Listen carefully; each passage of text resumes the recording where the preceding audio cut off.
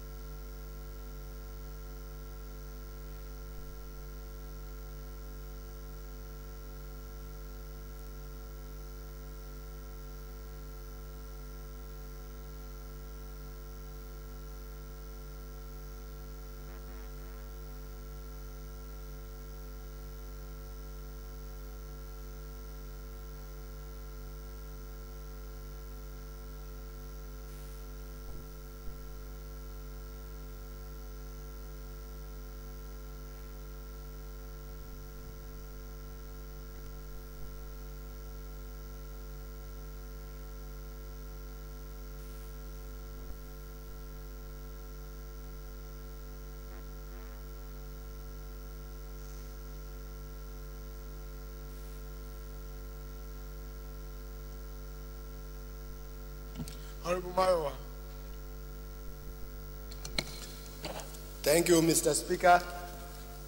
My colleagues, my name is Akin Folari Mayowa Samuel. I represent Ile Okego Odibo Federal Constituency. I am from the Sunshine State, Ondo. I have this petition from Oba Julius Oluwole Akintimehi, Jimoku 2, Jegun Oluekun, and paramount ruler of Ile Oluji Kingdom. It is a protest against the non-release of approved take-off grant to Federal Polytechnic Ile Oluji. Mr. Speaker, 1 billion was approved for all the new polytechnics, about 4 of them. As we are talking now, 1 kobo has not been released. So the KBAC in council is now appealing to this honorable house to urge the necessary body that this money be released as approved by Mr. President. Mr. Speaker, I seek your indulgence to play this petition. Please do.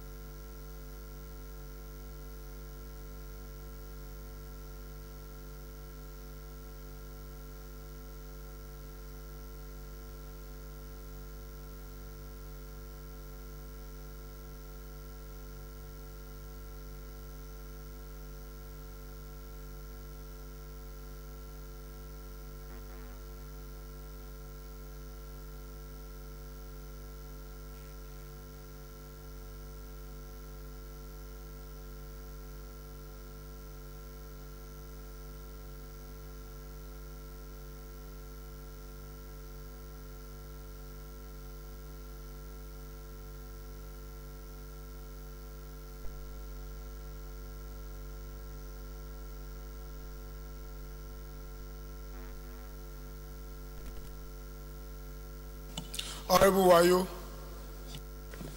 Thank you, Mr. Speaker. Honorable colleagues, I am Honorable Benjamin Orembe Wayo.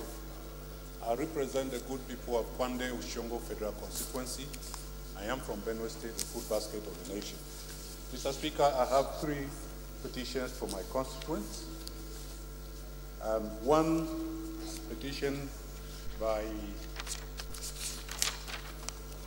Jefta Akwato Atsia against wrongful withdrawal and refusal to release degree certificate of NDA/6487 Cadet J.A. Atsia from NDA Kaduna. This petition is against Nigerian Defense Academy Kaduna. Now he is urging the House to prevail on NDA to release his degree certificate, which has been refused to release to him. The second petition, Mr. Speaker, is by one Yochi Denem Pius against the Police Service Commission for unlawful termination of his employment, and he is urging this Honorable House to prevail on the Police Service Commission to reinstate him and then pay all his entitlements. Mr. Speaker, the third petition is from Joseph Yorapine Ulaha against PTDF, which according to him granted him a scholarship to study abroad and then abruptly terminated or withdrew the scholarship.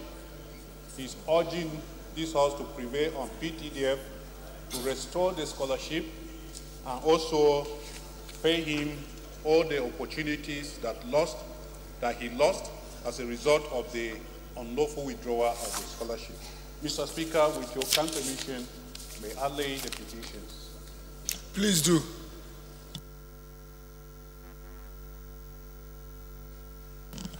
While he's trying to lay his petition, let's listen to Honorable Lovett Idisi.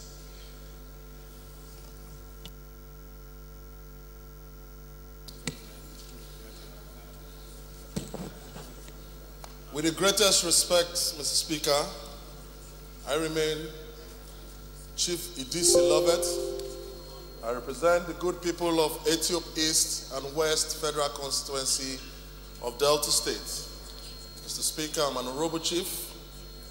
My grassroots name remains AKA Fineball. Mr. Speaker, I have a petition against one Bazim Investment International Company with RC number 353837 for non-execution of contract. Award to the good people of Okpara Waterside in Ethiopia East local government area of Delta State under my constituency. Mr. Speaker, a brief synopsis of this petition is for the supply of computer and computer apparatus and also for the building of an ICT center that was never executed. Mr. Speaker, honorable colleagues, as a member representing this constituency, I was spuriously put in the dark on this project, and that is why I'm sure this project was dubiously not executed. The event has harmed my reputation as my constituents now believe that Honorable Lovett DC. Honorable Lovett, you are about to lay a petition for the benefit of the House to look into your matter. So just the title of the petition and possibly the prayer, then come and lay. Leave the contents to the Committee on Public Petition to decide. Thank you very much. Thank you, Mr. Speaker. That was just for the purposes of image laundry. Mr. Speaker, my prayers include that the company Bazin be summoned to explain why this contract was not executed, and also the Secretary General of UBEC be summoned to come and explain this whole mystery. Mr. Speaker, with the leave of the House, I move to lay this petition before the floor of the House. Please do.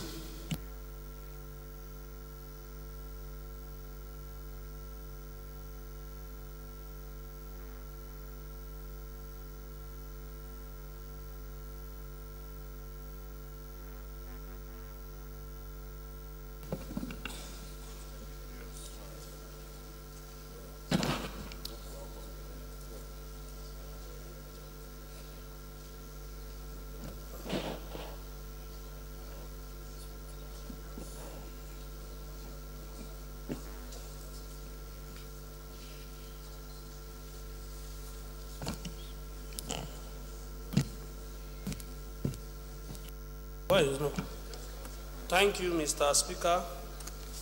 I remain Honorable Patrick Aisowere. I represent Oriomo Uhunde Federal Constituency. Mr. Speaker, I have a petition from my constituents in a community against Renault Construction Company, ROCC, following the defect in the construction of the dualization of Benin Okene Road at the Benin end of it. The road construction is being done without side drains and not enough exit and turning point among others, which have caused flooding, displacement of residents and loss of lives and property. The petition seeks the intervention of this Honorable House, Mr. Speaker, to employ the Federal Ministry of Works, Power and Housing to add to the design for the provision of drains, opening and turning point. Mr. Speaker, may I crave your indulgence to lay this petition before this Honorable House? Please do.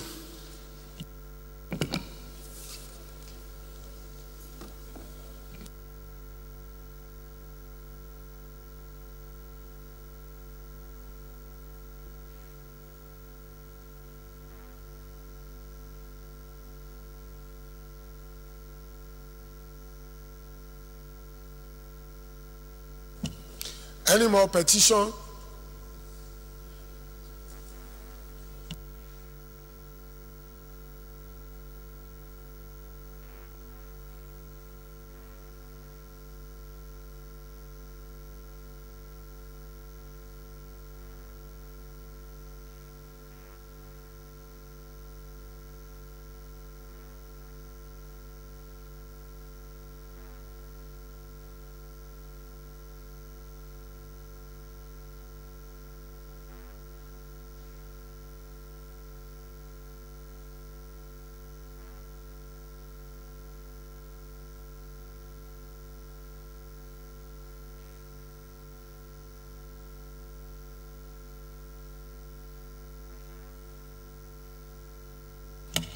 All petitions refer to Committee on Public Petition. Honorable DC.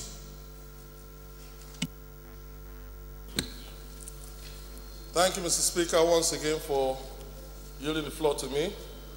Mr. Speaker, I come under Order 8, Rule 4, matter of public urgency, that my matter is urgent concerning a boundary dispute in my constituency. And Mr. Speaker, with the leave of the House, I pray that the relevant rules be suspended and this House deem it urgent that this petition be taken today if possible. Thank you, Mr. Speaker. There are two legs to the motion.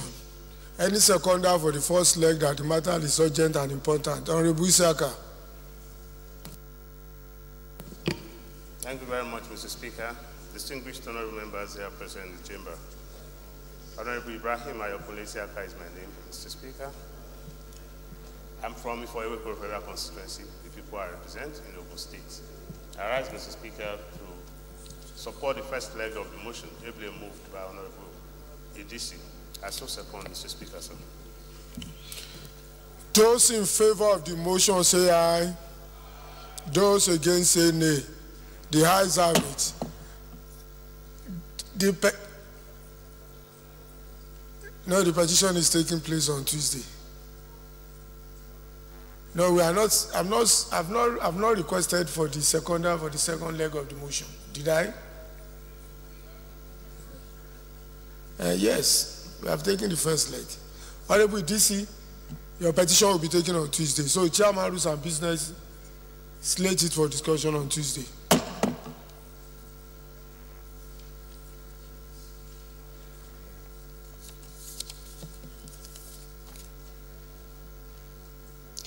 Honorable colleagues, the first order of the day is commencement of debate on the general principle of a bill for an act to amend the Nigerian Red Cross Society Act, Chapter N130, Laws of the Federation of Nigeria 2004, to clarify the object of the society and increase some penalties and for related matters, standing in the name of Honorable Evelyn Oboro. Honorable members will recall that the bill was read the first time on Wednesday, 27 September 2017, and now invite Honorable Oboro to move that the bill be now read a second time. Thank you, Mr. Speaker. Evelyn Omavunwa Oboro is my name, representing Okbe Saple Uwe Federal Constituency. I rise to propose that the bill for an act to amend the Nigerian Red Cross Society Act Cap N130 LFN 2004 to clarify the object of the society and increase some penalties and for related matters therewith HB 11 in ensuring that the amendment of this bill passes through the second reading. The driving principles of the Nigerian Red Cross Society are humanity, impartiality, neutrality, independence, voluntary services, unity, and universality. The mission of the Red Cross Society is to elevate the situation of the most vulnerable in our society, people who have issues as a result of disasters, epidemics, armed conflicts, and poorest communities in both urban and rural areas, among whom are children, women, the aged, displaced, disabled, and vulnerable people. Right Honorable Speaker, the bill is divided into 10 clauses, with Clause 1 introducing the Principal Act. Clause 2 of the bill seeks to amend Section 1, Subsection 2 of the Principal Act, in line 1 by substituting the words "shall apply" with the word "applies." This is because law does not speak the future. Rather, law speaks the present tense. So, however, also by substituting the words "so, however that" with the word "and," in order to dispense with the archaic term in line with the modern trend of plain language drafting.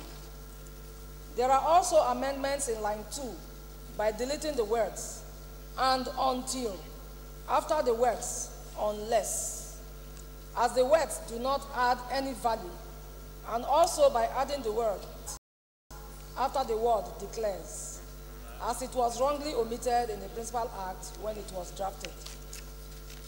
Clause 3 of the bill seeks to amend Section 3 of the Principal Act in line 4 by inserting after the word "society" the words "in this bill referred to as the society," in order to avoid continuously restating the name Nigerian Red Cross Society in full every time there is need to refer to it. Clauses 4, 5, and 6 of the bill seeks to amend Section 4 of the Principal Act in subsection 1, line 1 by substituting for the word "purposes" with the word "object," which is the more appropriate term in the realm of drafting. In subsection 2, line 1, by substituting the word "purposes," the words "objects," where it appears in the Act. Right Honorable Speaker, members, there is also an amendment in section 2, in line 4, by substituting for the word "is," the word I, after the word provisions, which is in plural term. Clause 7 of the bill seeks to amend section 7.1 of the Principal Act in line 1 by deleting the words "to it" are not necessary in the context. In line 2, after the word "particular," by deleting the word "and without prejudice to the generality of the foregoing form," has been unnecessary in the section. Also, subsection 3 is being amended in line 2 by substituting for the word "rules" the word "rule," and in line 3 by deleting the word "any" for being unnecessary in the sentence. Clause 8 seeks to amend section 8, subsection 3 of the Principal Act in line 1 by substituting for the word "shall be guilty of" with the word "commits," because it is only a court of competent jurisdiction that can pronounce the word "guilt" of an accused, not an act. It is also not in accord with modern drafting practice to pronounce guilt in an act. Also, the words "shall be" is substituted with the word "is," because law speaks in the present tense and not the future. The bill equally seeks to substitute the figure 400 naira with 100,000 naira, in keeping with inflationary realities of the time. Also in line 2, by substituting for the words "period not exceeding" with "term of" to make for definiteness. The Right Honorable Speaker, honorable colleagues, the amendment of this bill that I sought is to strengthen the act and to bring it in consonance with modern day laws. Thank you, Mr. Speaker, for the opportunity. Yes, Honorable Chukwuemeka Ujam. Thank you, Mr. Speaker, honorable colleagues. I'm Honorable Dr. Chukwuemeka Ujam. I represent the good people of Nkano East and Nkano West Federal Constituency, and I'm from Enugu State. Your Excellency, I want to thank the mover of this bill for these changes, but I just need to draw attention to one section that my honorable colleague has requested that we change. The clause 8, seeking to amend the section saying "shall be guilty of." In law, you do state that if you commit an act, you will be guilty of something. So you need to state it.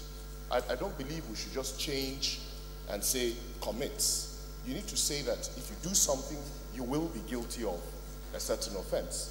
So maybe we should look at rewording that section, because you need to say, it needs to be clear and devoid of ambiguity as to what happens if you do something. Thank you, Mr. Speaker. Thank you, Dr. Uja. You're a medical doctor. We have lawyers. We will ask them whether Evelyn Oboro is right, and I'll start by recognizing Honorable Rita Oji to first contribute and probably add a voice to that particular observation. Thank you, Mr. Speaker and distinguished colleagues. My name is Honorable Barrister Rita Oji, member representing Ajeromi Ipelodu Federal Constituency. I'm from Lagos State. Mr. Speaker, sir, I am going the way of Dr. Ujam. One, when we are talking about draftmanship, some of the words, prepositions, can alter the mind of a draftsman when interpretation comes into being. The word "shall" is always used in law, and "will be." When you are making a precedent, somebody will be. Before you talk about something that is a law already, it is assumed that somebody must be guilty of it before the implementation. So I am going his line too, that will be better than the new amendments. Okay, I just pray that, okay, I will still recognize lawyers. Why are you a lawyer? You are a lawyer or a baby lawyer? Eh? Okay, I will recognize you, but I want to be sure you are a lawyer. So, Wayo?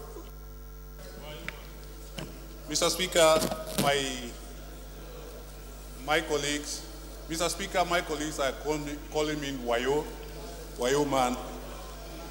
I am the only wise man in the House.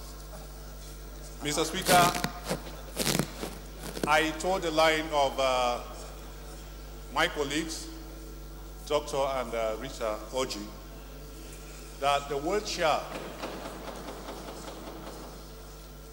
shall should not be deleted from that act. The reason being that it is usual to use the word shall in relation to something which is mandatory and something which is to happen. I want to say that it is not wholly true that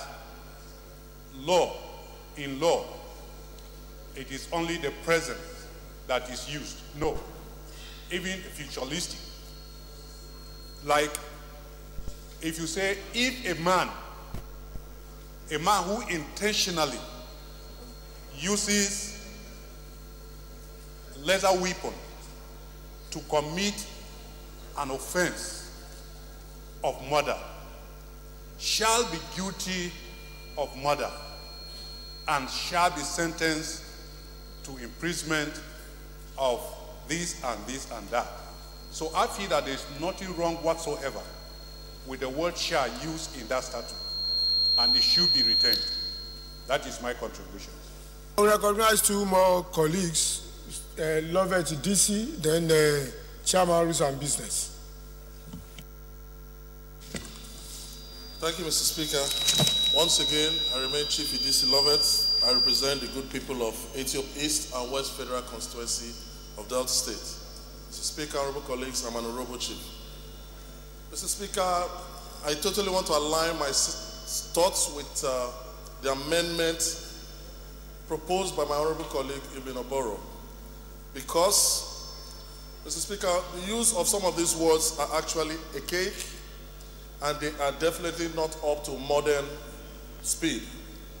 This amendment, it depends on the application of the word shall. Mr. Speaker, which is subjective in nature.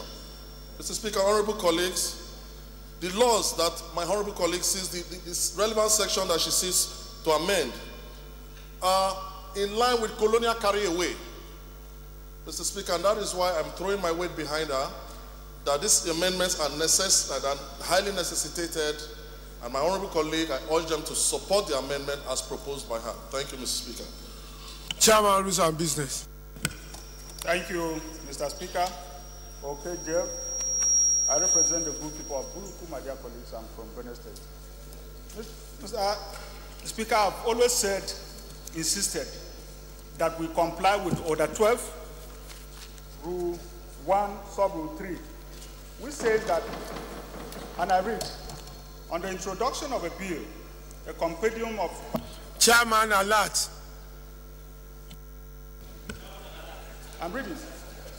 On the introduction of a bill, a compendium of background information shall be delivered to all members. If it is an amending bill, an up-to-date consolidation of the act or acts to be amended shall be delivered unless the bill amends an act already amended previously in the session. Meaning that you don't have to be a lawyer to follow what is going on the floor. The man that brought this is not even a lawyer. You see, if this Honorable Boro has brought legislative brief, now what the rules expect her to do is to bring the principal act, which I have here, and I mean the bill, which the principal act, of course, and the bill that she seeks to amend, so that we look at it, and even if you are not a lawyer, you read it and know what she's. Of course, that is the legislative brief. I'm talking about the principal act and the bill side by side. What I have here is the bill. The principal act is not there, so that you follow. You see, taking out archaic words and bringing modern words is okay, but you don't bring it in such a way as to change, to water down what the bill seeks to do. So I'm on all fours with that if you are not a lawyer and you are just a legislator, you can't contribute very effectively. At least Dr. Ujam has demonstrated that. He's a medical doctor. Okay, sorry, Dr. Ujam is my professional colleague, and he has done beautifully well this morning by letting us know that we have to be careful on those words and phrases. So, without wasting too much of our time, Honorable Evelyn, since your bill is just pray first that it gets through to the second reading, and so that when you go to public hearing, those things can be dealt with. So the question now is that the bill be now read a second time. Those in favor of the motion say aye. Those against say nay. The ayes have it. Clerk is invited to read the long title of the bill. Honorable Speaker, honorable members, a bill for an act to amend the Nigerian Red Cross Society Act, Chapter N130, Laws of the Federation of Nigeria, 2004, to clarify the object of the society and increase some penalties and for related matters. Second reading.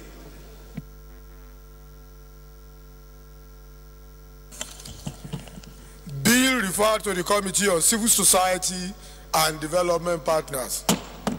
Honorable colleagues, the second order of the day is commencement of debate on the general principle of a bill for an act to amend the Extradition Act, Chapter E25, Laws of the Federation of Nigeria, 2004, to render illegally obtained evidence inadmissible, give discretion to the court with regard to certification of electronically generated documents, and for related matters, standing in the name of Honorable Solomon Awinawi. Honorable members will recall that the bill was read the first time on Thursday, 31st October 2017. And I invite Honorable Awinawi to move that the bill be now read a second time. Chairman, Rules and Business. Thank you, Mr. Speaker. I'm Okejev, and I represent the good people of Buruku from Benin State. Honorable Awinawi is not on the floor, but even if we were here, we will still be asking for this bill to be stepped down, because after it was printed, we discovered the printer's devil. A segment of a bill that was taken yesterday was brought and put under the title of this bill. So we regret it, but I move that we step down this item so that it will be corrected, and of course, Honorable Awinawi will be around to move it, the correct version. Yes. Second reading of the bill stepped down by the leave of the House.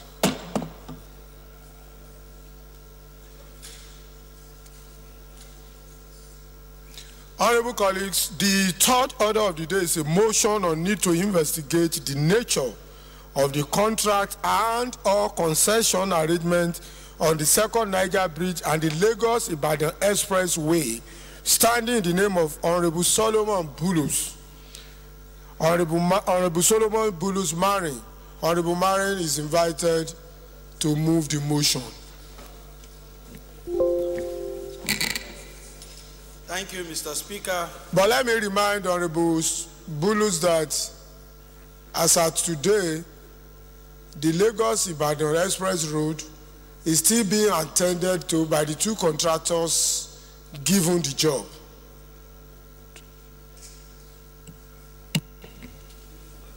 Thank you, Mr. Speaker, for the information that contracts for the construction of the Second Niger Bridge and the reconstruction of the Lagos-Ibadan Expressway have continued to feature in the annual budget without any seeming signs of their completion or the amount required to do so. The House also notes the revelation by the Honorable Minister of Power, Works and Housing while commenting on the 2017 Appropriation Act that monies for the projects were reduced and they may become elephant projects as they are not under any concessional or private partnership PPP arrangement. Aware that the Nigerian Sovereign Investment Authority had spent about 18 billion naira on the project as the financier during their early stages. Cognizant that the completion of the project is pivotal to national development as they have potentials to douse tension across the country, especially in the face of the widespread agitation for restructuring of the governance mode of the country and separation by some pressure groups. concerned that the manner of execution of the project is not in accordance with defined methods of executing projects and or contracting procedure. Believes that unless proactive steps are taken to ensure early completion of the projects, the efforts that have been made to ease the transportation difficulties of the people would have been in vain. Businesses will continue to suffer heavy losses and operational costs, while the originally intended aim of galvanizing the various interests of Nigerians through the execution of the projects will remain unfulfilled. Resolved to 1, urge the Federal Ministry of Power, Works and Housing to include funds in the 2018 budget for the completion of the projects. 2, mandate the Committee on Works to investigate the nature of the contracts and concession arrangements and report back within 4 weeks for further legislative action. Any seconder? Honorable Shuaib. Thank you, Mr. Speaker, my honorable colleagues. My name is Abdurrahman Shuaib. I represent Mubi North, Mubi South, and Maiha Federal Constituency. I'm from Adamawa State. I rise to second this motion moved by Honorable Solomon Bulus. I so second. Though an infrastructure-related motion, but I want a little bit of discussion on it, particularly because the chairman of the Committee on Works is in the chamber, and some other people who are interested in Lagos-Ibadan Express Road and the second Niger Bridge. So, Honorable Bulus, in 2 minutes, let's hear you. Then I will now call on Chairman House Committee on Works. Thank you, Mr. Speaker. Once again, I remain Engineer Solomon Bulus Maren, and I represent the very good people of Mangubo Federal Constituency. I am from the home of peace and tourism, Plateau State. Mr. Speaker, my concern is very short. Mr. Speaker, in so many quarters, there are insinuations that the 2 projects are under concession. And that, Mr. Speaker, if a minister who is in charge of these projects comes out to say these projects are not under concession, it becomes worrisome. Again, Mr. Speaker, we are aware how the government is struggling in order to get funds. Last week, we approved some loans here so that government will be able to borrow to fund the capital budget for this year. And that if these projects are under concession, it means that the government will be relieved of funds and the private sector will bring in their funds, which will be recovered over a longer period of time. I am concerned, Mr. Speaker, that if you look at the second Niger Bridge, for example, monies running into tens of billions were allocated in 2016. And no kobo was utilized for the project. And today, Mr. Speaker, the projects have been awarded, in piecemeals. We are worried that the continuous award of this project in piecemeal will bring huge resources costs on the government and indeed on Nigeria as a country. And that if these projects are put under concession, it will be better for us as a nation than continuously awarding. And if the contract is under concession, the Federal Ministry of Works does not have any other assignment to do in terms of awarding of the contract. Rather, the concessionaire will now look for a partner to develop that project together. And it would have eased government also of pressure on either monies to pay contractors and indeed other official engagements on the project. And I think, Mr. Speaker, some of us actually encourage the PPP program or the concessioning arrangement in this country. But for a minister to say there is no concession, and we are aware, even on the Lagos-Ibadan, the motorways sign a contract of concession on the Lagos-Ibadan Expressway. And if you say there is no concession agreement, it brings a lot of fear in the minds of the people. Yes, I'm aware contractors are on the Lagos-Ibadan Expressway. But as a country, we need to know what is actually happening. Why has that project been delayed this much? Last year, a lot of money was allocated. And today, this year also, I'm sure monies are going to be allocated. And there is need for us that these projects are very important for people who access our major ports in Lagos to the north and to the south and to the other parts of the country. So I think, Mr. Chairman, to look into the details of what might come out of this, or what is the present arrangement, or how it looks like, or what, of course, it is for Nigeria, is good for us to look at it, and so that before the 2018 budget is presented, at least the committee and indeed the House will be better enlightened on what should be the needful. Do we need to allocate money if it is not under concession? And if we need, how much do we need? These are the questions that we need, that comes to mind. And I think, Mr. Speaker, we are not discrediting the fact that the government is not working, but at least as a house of the Nigerian people, Nigerians are waiting, are looking up to us to see if we can give them solution to some of the lingering problems in this country. And I want to appreciate my colleagues that there's a need to support this motion so that we will come out and Nigerian government will focus attention on other sectors of the economy. That is my concern, Mr. Speaker. Thank you very much, Honorable Bulus. But while debating your motion, you said before the budget is presented, I'm aware that the budget has been presented. What we are left with is defense, oversight, and the second reading itself. So I will first, before I allow the honorable colleagues to contribute, I will first ask the chairman, ask Committee on Works, to throw more light on the issue. Then we can now allow others to contribute. So, Chairman. Thank you, Mr. Speaker, honorable colleagues. My name is Tobi Okechukwu. I represent an area of Oji River Federal Constituency from Enugu State. Mr. Speaker, honorable colleagues, the Lagos-Ibadan Highway and the second Niger Bridge are very critical projects for the country. And as a matter of fact, our committee is much more focused on its completion. A lot of stakeholders are playing part in the completion or in the construction process.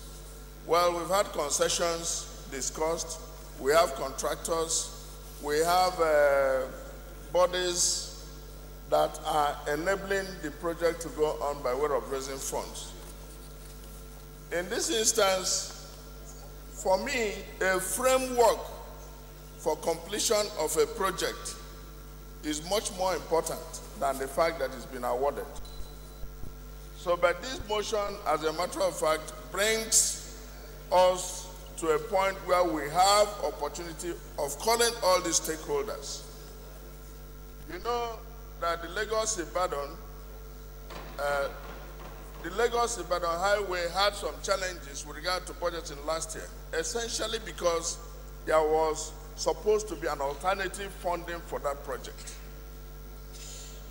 Then the second Niger Bridge,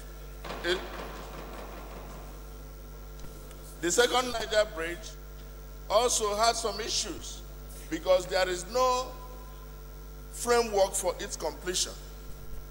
And that is because what has happened is that while the Sovereign Wealth Fund was responsible for early works that was going on in the project, then the Ministry of Works also had to come in.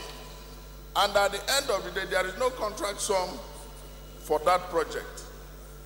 It was based on piecemeal procurement. And we had to raise issues internally with the ministry based on which they are making some effort to ensure that there is an end to the various piecemeal procurements. We need to know, first and foremost, is it government that is completely going to fund this project, or is it going to be on concession? There must have to be a conclusion, and government has to make a clear-cut understanding and a clear-cut decision on that. That was the reason. Chairman, why are all these questions not being asked in the last 2.5 years or so?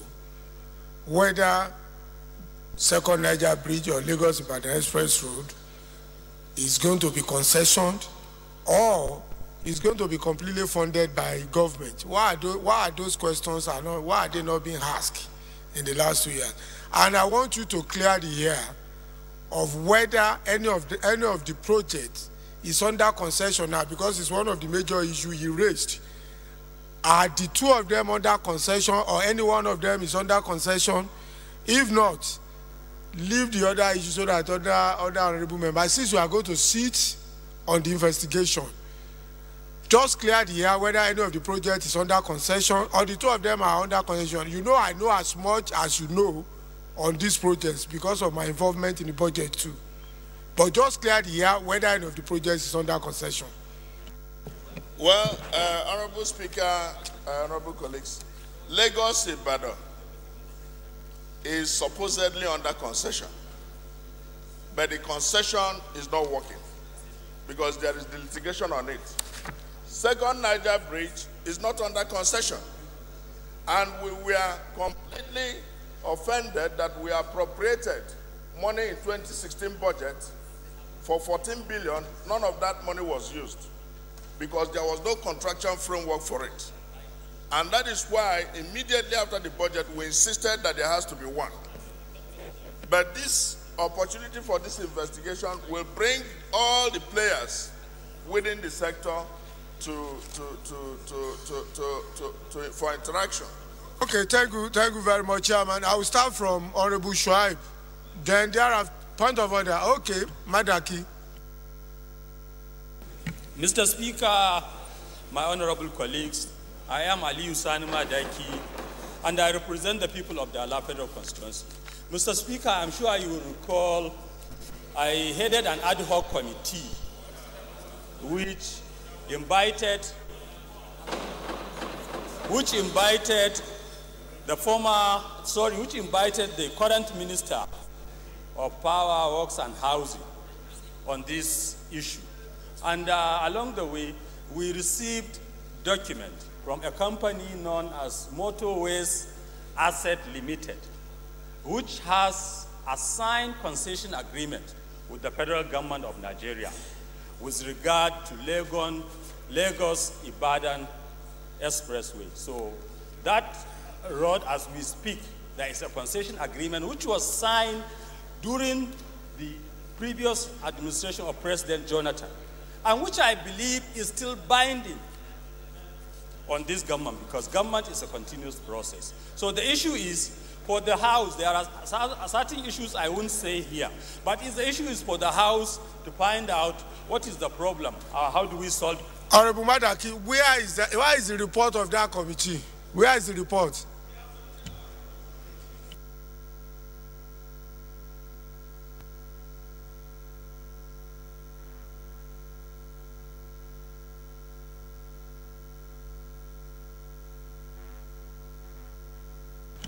Okay, I've just been properly guided that the report of that committee was laid last week, and so the confusion is getting more complex because as of today, there are contractors working on Lagos-Ibadan Express Road, and probably one of the few Nigerians that travel on that road nearly every weekend. One of the few, and so I know. So Honorable Shuaib, take into consideration what Madaki has just said while you are contributing. Thank you, Mr. Speaker, my honorable colleagues. My name is Abdurrahman Shuaibu. I represent Mubi North, Mubi South, and my Federal constituency. I'm from Adamawa State. Mr. Speaker, since we don't know what the report has talked about, I think we contribute based on what we know. I think this motion has brought issues that the Committee on Works that needs to sit down and look at this thing, because it affects not only Lagos, Ibadan, and Second Niger Bridge, all the roads across the country. The resources are very limited. You will see that a road contract will be awarded for 24 billion, and a provision of 500 million will be made in the budget. Do we want it to be the road to be completed in 40 years? So it's a serious problem that needs to be looked at. I think they need to look at those roads that are viable, those roads that can be concession, let them be concession. Those that cannot be, let them make adequate budgetary provisions for them. And those roads that can be given back to the states, let them be given to the states so that the states can undertake the construction of those roads.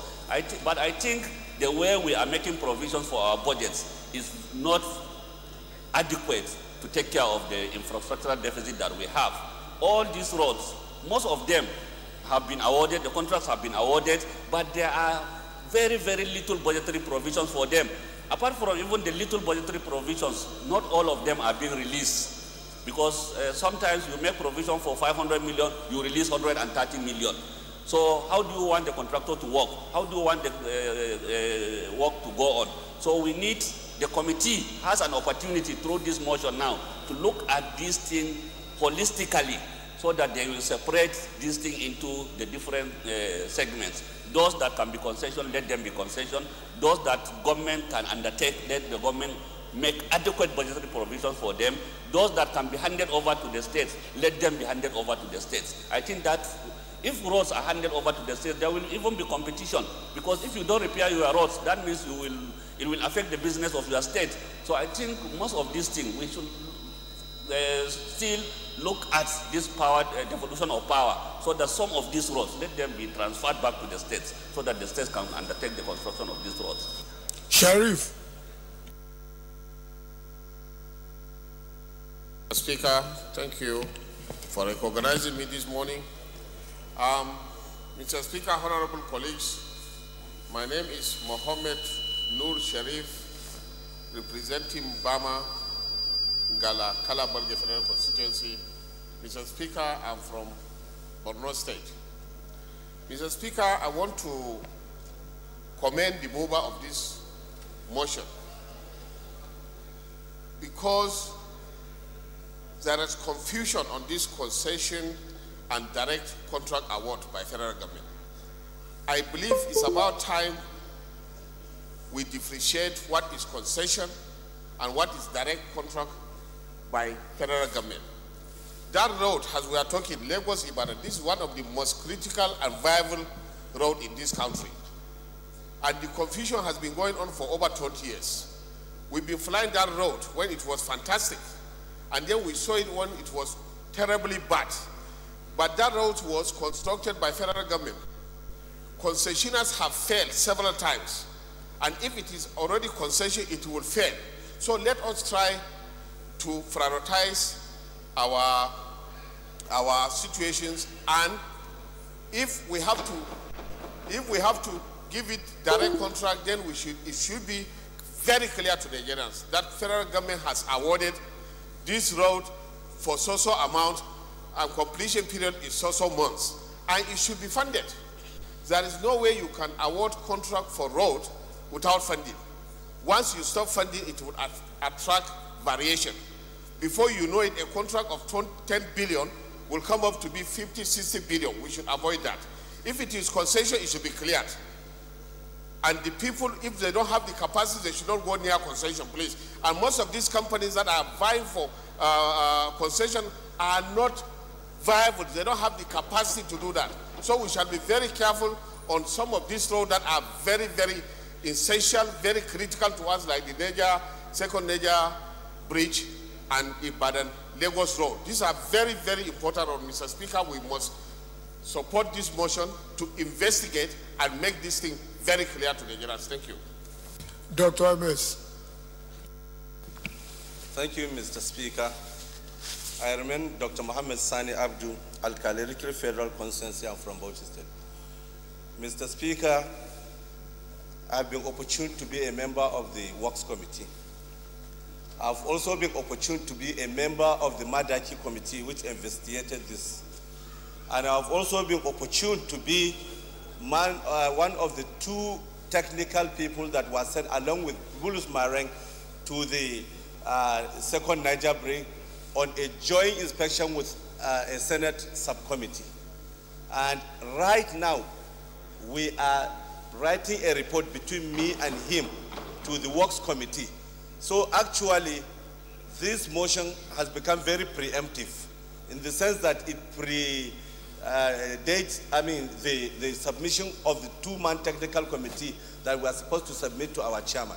Having said that, sir, the case of Lagos-Ibadan Express Road is a little bit better than the case of Second Niger Bridge, and we should separate them and discuss them separately. The issue of the Lagos-Ibadan Express Road is such that it was conceded before to by Courtney much earlier, and they woefully failed while the government was performing its part, appropriating money. The actual concessionaire has not been performing. And when the government decided to revoke the contract, they quickly went to court. And that is what affected that road. So when this particular government administration came in, the minister said this is, and the entire Nigeria knows that this is one of the most critical economic infrastructure, lifeline of the road, because it comes from the only biggest West African port up to Niger. They get things through this road. Up to Chad and Cameroon, they get all their goods and services a lot, let alone all other hinterland states of Nigeria. So actually what he has done is to bulldoze his way to find injecting capital and started doing the road as if it is direct contract, but the concessionaires are not still. So there is even a pending case which has been kept aside, and they are working, and we visited the road as a committee last year, and we saw it, and the quality of the work is fantastic, and he stood of it. However, the Second Niger Bridge did not attract such political will. Sir, it is even more complex. During the last administration, in 2013 to 2014, a concorded concession was done between the federal government and Julius Berger International Investment Company, which has no office in Nigeria but in Germany. And it's an investment company. And there was an MOU between it and the federal government to do the Second Niger Bridge. And then Julius Berger International Investment Company decided to give the contract to Julius Berger Nigeria Limited, which is a Nigerian company, like a subsidiary. That is what is happening.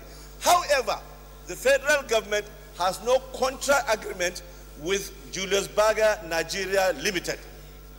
So they have not brought a single kobo from abroad. But the government, in the same spirit like the the Lagos-Ibadan road, they, in the 2016. Honorable Madaki, you have just pointed out to us that you headed a committee, another committee, on this important motion. And we have not decided on the motion, and you are working out. Okay, please take your seat. Thank you, sir.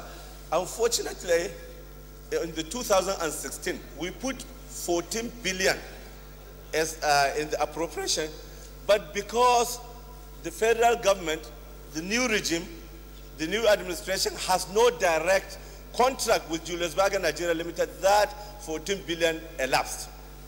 And again, in 2017, 10 billion was also put again, which up till now has not been utilized because there is no contract. And yet, there was no particular form of concession directly, except for the MOU between the federal government and Julius Berger International.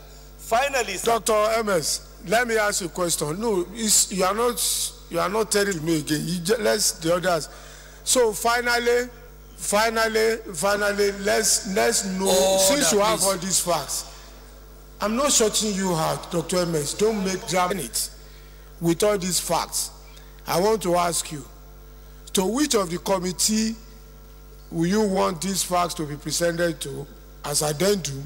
Is it the ad hoc committee that has just investigated and presented their report, or the new one, so that at the end of the day, because whether we like it or not, we are going to consider the report of the ad hoc committee, and we are equally going to consider whatever investigation that is carried out by the committee.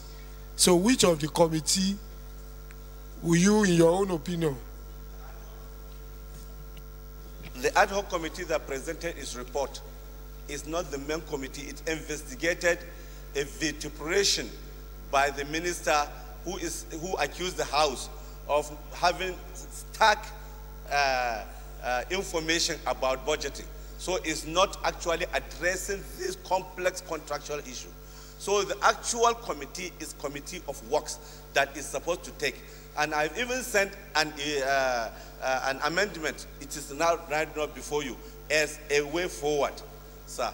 I am trying to inform the House to understand.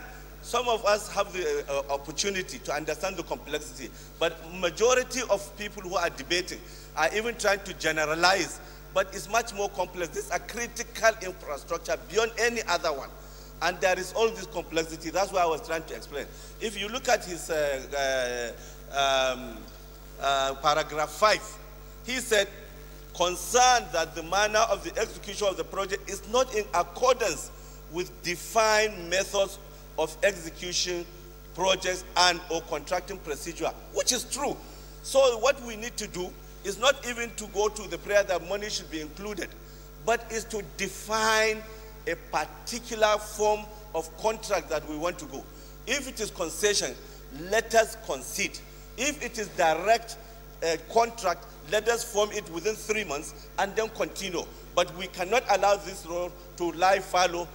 We must attack it. And the Committee of Works has voluminous information about it, and I think it should go back there. Thank you very much, Mr. Speaker.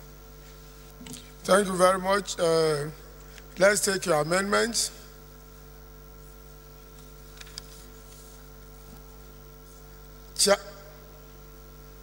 Chairman Fema. Thank you, Right Honorable Chairman. Speaker. Colleagues, my name is Jerry Alabos. I'm from Imo State, representing our law Sanori Federal Constituency. Mr. Speaker, all the people who spoke so far are silent on the fair portion of Lagos-Ibadan Road. I'm not going to speak on Second Niger Bridge because it's in the pipeline and it's the concession. And as far as I'm concerned, the chairman of FEMA and members, we're always interested in the maintenance, rehabilitation of fair portions of roads. We're not interested in the new construction. That's left for works. So, Mr. Speaker, there's an intelligence report that some of the roads from Lagos to Ibadan have failed. In other words, there are some fair portions of that road. So the person who made the contribution or the mover of the motion is silent on that aspect. So as members of FEMA committee, we are interested in the fair portion of that road that will be able to be factored into the committee that will look at it. Because that... Chairman Fema, you think FEMA has anything to do on Lagos-Ibadan Express Road? What failed? The road is no longer, is beyond maintenance. Chairman Fema, take your seat. The road is beyond the repair. It's reconstruction. The road is beyond the repair. Don't take us back. Dr. M.S. Abdul, now move your amendment. Thank you, Mr. Speaker. My amendment is as additional prayer, and it is a corrective prayer before the issue of the 2018 budget. Money is put there. I am saying that we should urge the Federal Ministry of Works to decide on the particular form of contract they want, perfect it, and put it in place within 3 months so that this, the second Niger Bridge, can be able to come. 3 months starting from when? Honorable Dr. M.S., I'm just guiding you. Always listen to others. I'm just guiding you. Budget has been presented, and we are being urged to do a quick passage of the budget in December. And if you are given a 3 months notice, that means it's not working for 2018. That's why I'm asking, so be guided. So 3 months from where and for which budget, 2018 or 2019?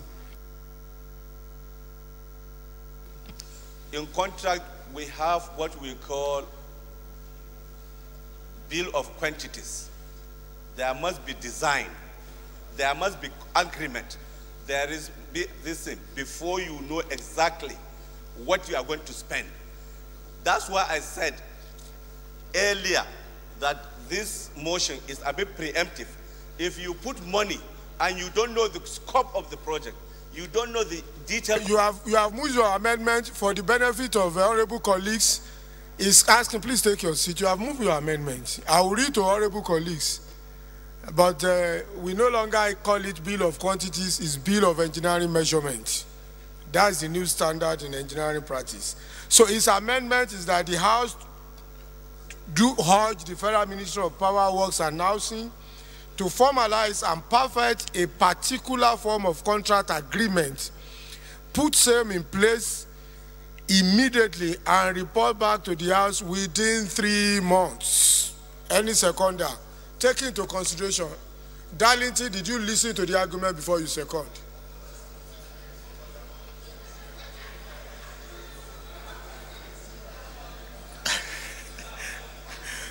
Honorable Jega, you didn't listen to the argument and you want to second.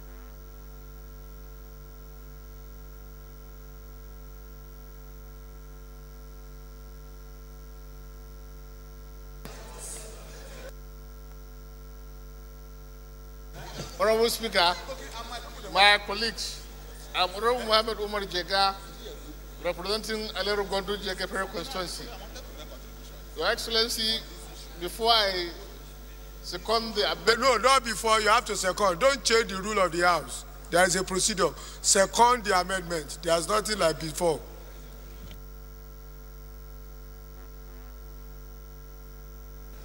If the 3 months is too long, advise the person that you are seconding his motion and raise it. So you are not in the position to second if you...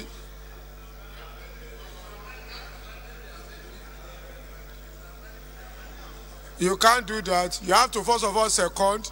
Then somebody, you can now, let me advise you. The procedure is you can second his amendment, but someone else can move for the amendment of that particular prayer, which obviously is not going to be you now. So if you are not convenient with, if it's not convenient, 3 months is not convenient, sit down, let them second the motion, we take a question, then you can now stand up to move a motion to amend that particular prayer. So you can take your seat. So Darlington now, to convince that you have listened, so move for the secondment of the motion. Mr. Speaker, distinguished colleagues, I remain Darlington Nwokocha. I represent Isialambwa North, Isialambwa South Federal Constituency, and from Abia State. Mr. Speaker, I rise to second this motion as ably move concerning the... Honorable Darlington, you have seconded the motion. Take your seat. You have seconded the motion, so take your seat. Honorable colleagues, I'm taking the question, but take to cognizance the fact that the amendment contains 3 months. And I think the mover of the motion has in mind the 2018 budget when it's being defended. So those in favor of that amendment say aye. Those against say nay. The nays have it. So Jega, you can now move your motion. Thank you, Honorable Speaker, my honorable colleagues.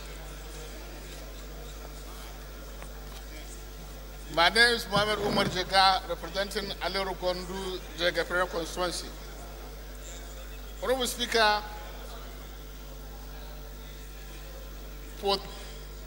Honorable Jega, is this your amendment?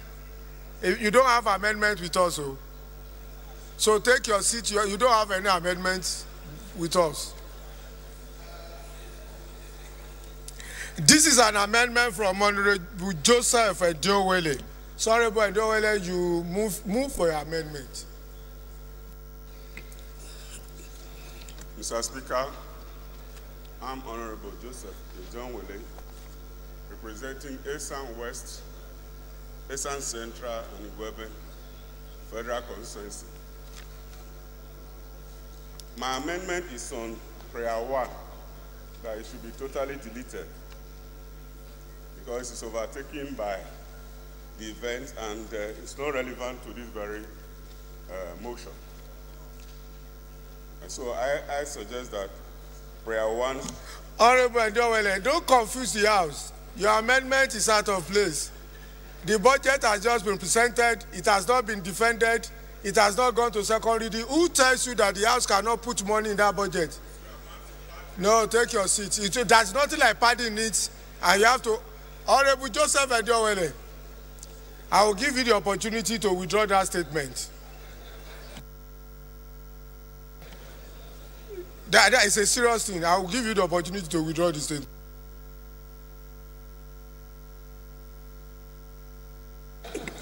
Following the advice of Mr. Speaker, I, Honorable John Wele, hereby withdraw the word pardon.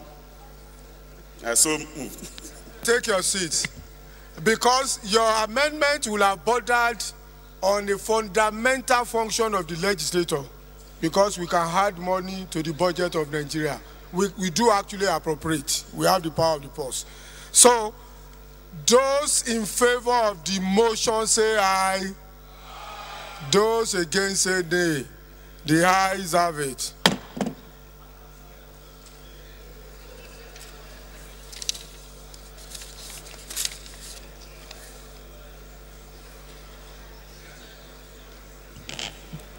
Honorable colleagues, the fourth order of the day. The fourth order of the day is a motion on need to investigate the alleged unlawful allocation of the tenure of the board of the Niger Delta Development Commission by the former secretary to the government of the Federation, standing in the name of Honorable Johnson Agboima. Honorable Agboima is invited to move the motion. My right honorable Speaker and dear colleagues, my name is Honorable E.J.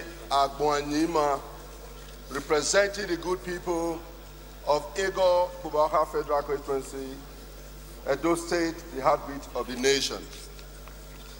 Mr. Speaker, sir, this is a matter of public importance dear to the heart of every Niger Delta people, especially on the total neglect of the region.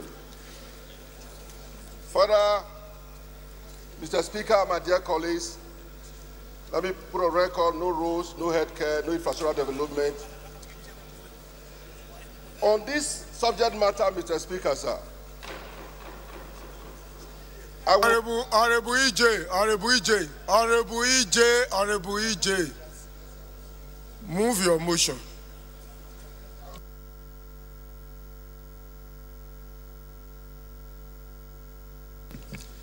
Mr. Speaker and dear colleagues, I would like to step it down to enable me. Samuel Kon, represent the Tinan, Sidibom, Surubiom Federal Constituency in the uncommon state of Akwa Ibom. Mr. Speaker, the House recalls that between December 2011 and January 2012, academic activities at public universities were suspended owing to the non-implementation of the 2009 agreement between the federal government and the Academic Staff Union of Universities, ASU. The House is aware that in a bid to nip in the bud the reoccurrence, the federal government set up a committee on national economic empowerment and development strategy needs, assessment of public universities with a view to carefully considering specific and general needs of those universities. Aware that upon completion of its assignment, the committee submitted its report to the National Economic Council on 1st November 2012, leading to the constitution of Stakeholders Committee on national economic empowerment and development strategy needs assessment of public universities. The House notes that the federal government, at a meeting with the Nigerian Labour Congress, NLC, the Trade Union Congress, TUC, and the Academic Staff Union of Universities, ASU, on the need to revitalize public universities, resolved to release the sum of 1,300 billion naira only, aside annual budgetary allocations and regular tertiary education trust fund, TED fund intervention, to be disbursed as follows: 200 billion for 2013, 220 billion for 2014, 220 billion for 2015, 220 billion for 2016, 220 billion for 2017, and 220 billion for 2018. The House also notes that the federal government also agreed to release the sum of 55 billion naira on quarterly basis into a dedicated account at the Central Bank of Nigeria for the National Economic Empowerment and Development Strategy Needs Assessment Projects. The House acknowledges that in 2013, the total sum of 200 billion naira only was released, which was domiciled in a dedicated account opened with the Central Bank of Nigeria titled Revitalization of Public Universities Infrastructure Account, and under the management of the Honorable Minister of Finance and the Accountant General of the Federation. Concerned that till date, only the initial payment of 200 billion naira only had been paid into the account, leaving the outstanding balance of 1,100 billion naira yet to be released. Cognizant that the failure to release the funds as at when due has hampered the infrastructural development of public universities and may further disrupt the smooth academic programs at the universities if not quickly addressed. The House resolves to mandate the Committee on Tertiary Education and Services to investigate the non-release of the National Economic Empowerment and Development Strategy Needs Assessment Intervention Fund to public universities and report back in 4 weeks for further legislative action. So, is it an archival motion? Honorable Epotai. Thank you, Mr. Speaker. My name is Honorable Widoga Epotai. I represent the people of Eket, Ona, Esreket, even of Federal Constituency. I'm from Akwa Ibom State. I rise to second the motion, heavily moved by my colleague, Honorable Sam Willikon. Thank you. Honorable Willikon, do you want to say anything? It's an investigative related motion. So let's just take the question. Chiboge, are you affected by the... Those in favor of the motion say aye. Those against say nay. The ayes have it. Motion referred to Committee on Tertiary Education for further legislative work.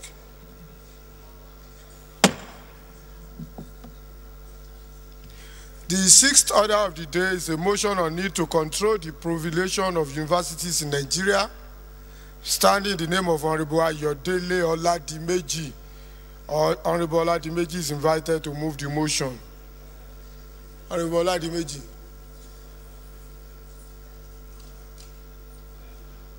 Chairman rules.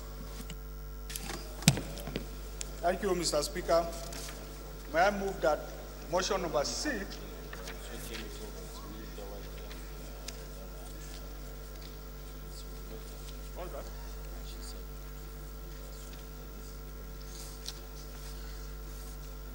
Motion withdrawn by the leave of the House. I thought you were talking to me. Okay, so I move that item number 6 on the order paper be stepped down since Honorable Oladimeji is not on the floor. I so move. Motion withdrawn by the leave of the House.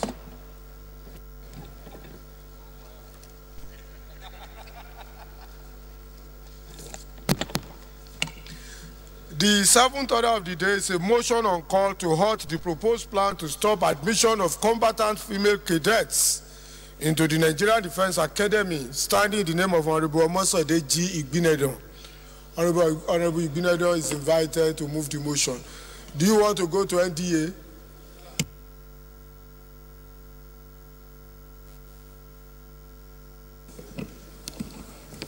Thank you, Right Honorable Speaker, Honorable colleagues. I remain Omosode Gabriela Igbenedion, representing the people of Ovia Northeast and Ovia Southwest Federal Constituency of Edo State. Call to halt the proposed plan to stop admission of combatant female cadets into the Nigerian Defense Academy. The House notes that Section 42(1) of the Constitution of the Federal Republic of Nigeria, 1999, prohibits discriminatory practices against any person on the basis of sex, etc. Also notes that Nigeria is a signatory to the Beijing Declaration of 1995 and the follow-up summit on strengthening the institutional arrangements for support of gender equality and empowerment of women, which also coincided with the Agenda 113 of the 7th session of the United Nations General Assembly of 2012. Further notes that affirmative action means positive steps being taken to increase the representation of women and minorities in areas of employment, education, and all such other areas from which they have historically been excluded. Informed that in 2011, the Nigerian Defense Academy admitted the first set of 20 female cadets into the regular combatant commission, which will afford the cadets opportunity to aspire to head any of the armed services in the future. Aware of a report in the Punch newspaper on Monday the 13th of November 2017 captioned "Military Stop Admission of Combatant Female Cadets," which, if true, amounts to a major policy reversal of monumental proportion and a setback because scrapping the course for women will deny them the opportunity of heading any arm of the Nigerian military. Cognizant, the institutions are usually established to promote the provisions of the Constitution and not to breach them, as the move to end the admission of female cadets seems to suggest. Resolves to 1, urge the Armed Forces Council and the Federal Ministry of Defense to halt the plan to stop admission of combatant female cadets into the Nigerian Defense Academy, and 2, mandate the Committee on Defense, Army, Navy, and Air Force to investigate the matter under report and report back in 4 weeks for further legislative action. I so move. Any seconder? Do we do it a woman affair? Okay, Evelyn, since it's a women affair. Thank you, Mr. Speaker. Evelyn Omabunwa Oboro is my name. I rise to second the motion ably moved by my colleague, Honorable Omosode Igbenedion. I so second. Thank you. Since the motion borders on defense, and yes, we will only consider the amendments. Recently, there is a report that females are no longer going to be admitted to the Nigerian Defense Academy to pursue the combatant part of it. So women have started resisting. So men are joining too. That will be demonstrated by the votes when we take question on the motion. Abonta, don't over-demonstrate that you are supporting our women. Don't over-demonstrate. Just vote. The first amendment is from Honorable Abonta. Abonta, move your amendment. Chairman, what's your problem? Let others support you. Chairman, take your seat. Abonta.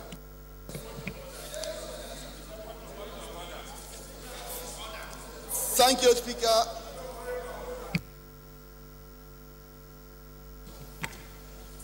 Honorable Speaker, honorable colleagues, my name is Rumande Shawulu Kwewum, representing Takum, Donga, Osa, and Yangtu Federal Constituency in Taraba State. Honorable Speaker, I would like to, there's an information. Point of order. Point of order.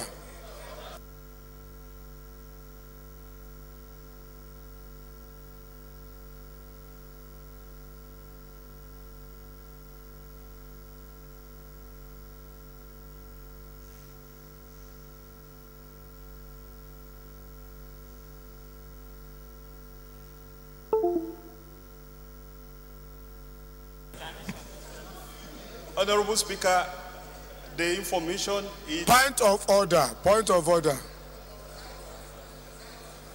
Thank you for not wasting our legislative time. So, Honorable Abunta. Thank you, Speaker.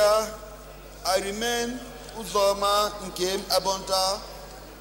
I propose an amendment to the prayers of the motion to the effect that we add a third prayer saying that not only prayer 1 and 2b, that the number of the female combatants should be increased forthwith as available records have shown professionalism and good record from the existing female combatants. If you look at the records we have, which they usually publish, the female combatants always excel. Therefore, a prayer to be added that the number being taken should be increased. Even if they deny they are not planning to stop, they should now increase the number of female combatants in line with what we have in all other jurisdictions. I so move. Thank you. His amendment is urge the Armed Forces Council and Defense Ministry to increase the number of female combatant cadets as all available records are shown professionalism by female cadets. Any seconder? This one is popular. Honorable Dan Asuko. Thank you, Honorable Speaker. I'm a supporter of the women. I'm Honorable Dan Asuko. I represent Akankpabi as a federal constituency. Anything to support this motion to pass, I concur. Thank you very much. Those in favor of the additional prayer say aye. Those against say nay. The ayes have it. The next amendment is by Diri Doye. So Diri, move your amendment. Okay.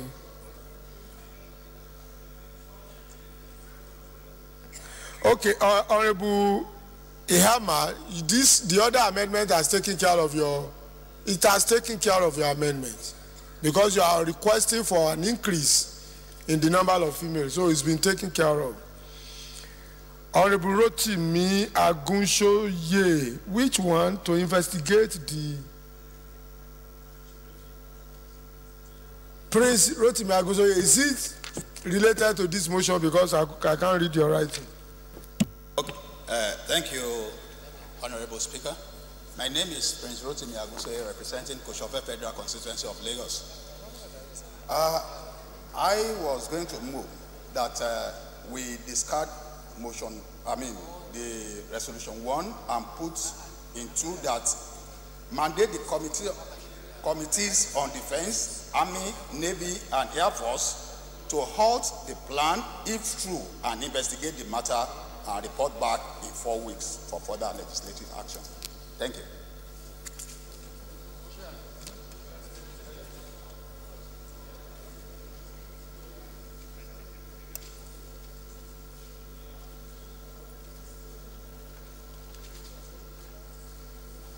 Honorable Agusoye, if you read that, your prayer 1 is sufficient for what you are asking for.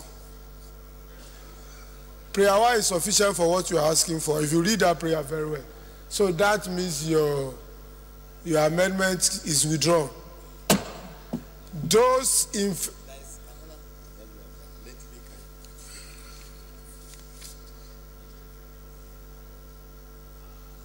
Honorable EJ, time is fast spent in this tenure. We are into the 3rd year.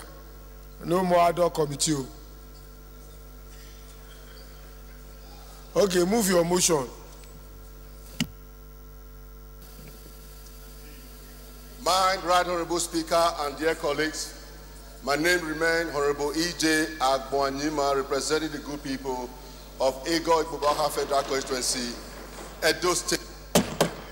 Chairman Ami, a motion is being taken on your jurisdiction and you are not here and is about to be taken away to ad hoc committee.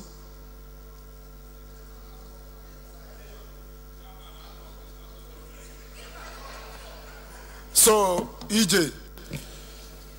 My honorable speaker, dear colleagues, my amendment to this wonderful, respected... Your amendment, EJ.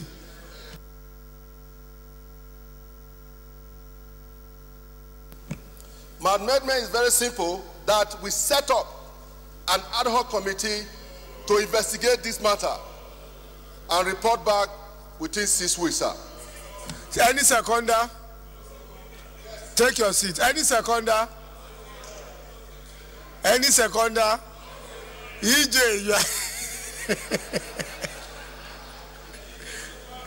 Unfortunately, your amendment did not survive. Those in favor of the motion as amended, say aye. Those against, say nay. Maybe a non-married person will say nay to this one. The ayes have it.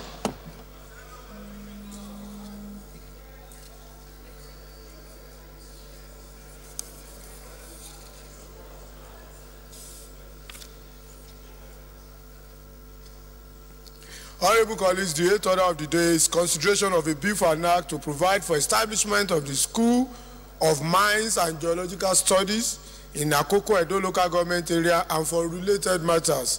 Honorable members will recall that the bill was committed to the Committee of the Whole on Thursday, 5th October 2017. I now invite Honorable Peter Apatasin to move for his consideration.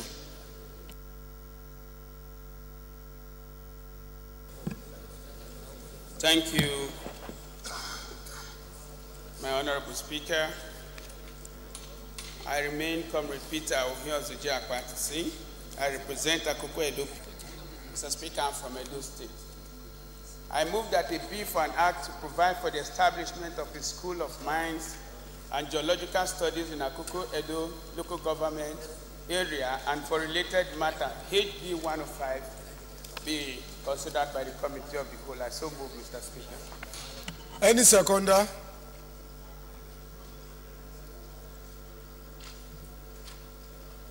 Honorable TJ.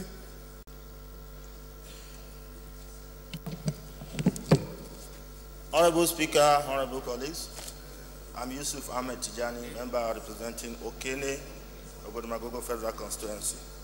I'm from Kogi State, Mr. Speaker. I rise to second the motion moved by Honorable Apatasin. I so second. Those in favor of the motion say aye. Those against say nay. The ayes have it. Honorable colleagues, the 9th order of the day is consideration of a bill for an act to establish the Nigeria Financial Intelligence Agency as the central body in Nigeria responsible for receiving, requesting, analyzing, and disseminating financial intelligence reports and other information to law enforcement, security, and intelligence agencies and other relevant authorities and for related matters. Honorable colleagues will recall that the bill was committed to the Committee of the Whole on Thursday, 27 July 2017. Honorable Kayode Oladele will move for his consideration. Kayode. Thank you, Mr. Speaker. I am Kayode Oladele. I represent the Mekwa-Afon, and you are not Federal Constituency. Mr. Speaker, distinguished colleagues, I'm from Ogun State. Mr. Speaker, I rise to move that the bill for an act to establish the Nigerian Financial Intelligence Agency as the central body in Nigeria responsible for receiving, requesting, analyzing, and disseminating financial intelligence reports and other information to law enforcement, security, and intelligence agencies and other relevant authorities and for related matters, Bill HB 1032 be considered by the House. I so move. Any seconder? Ashurumani. Thank you, Mr. Speaker. My honorable colleagues, Amin Ashurumani is my name, member representing Binda Amani. I'm from Katsina State. I rise to second the motion heavily moved by my chairman, and I so second. Thank you. Those in favor of the motion say aye. Those against say nay. The ayes have it. Honorable colleagues, the 10th order of the day is consideration of report of the ad hoc committee to investigate the process of digital broker switchover in Nigeria. Honorable members will recall that the report was laid on Thursday, 9th November 2017. Honorable Sunday Marshal Katun will move for his consideration. I now invite Honorable Katun to move for his consideration. Thank you, Mr. Speaker. Sunday Marshal Katun. I represent the people of Zango Kataban, Jaba Federal Constituency. I'm from Kaduna State. I rise to move that the House do consider the report of the ad hoc committee to investigate the process of digital broadcast switchover in Nigeria and approve the recommendations therein. I so move.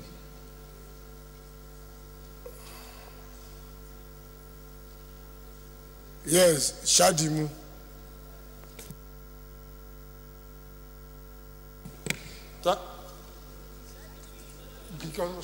Thank you, Mr. Speaker, my dear colleagues. My name is Honorable Shadi Mumutiu. I represent Oshodi Solo, Federal Consensus 1. I'm from Lagos State. I rise to second the motion that they do consider the report as presented by Honorable Katon. Those in support of that motion say aye. Those against say nay. The ayes have it. Honorable Al-Hassan Adodogwa.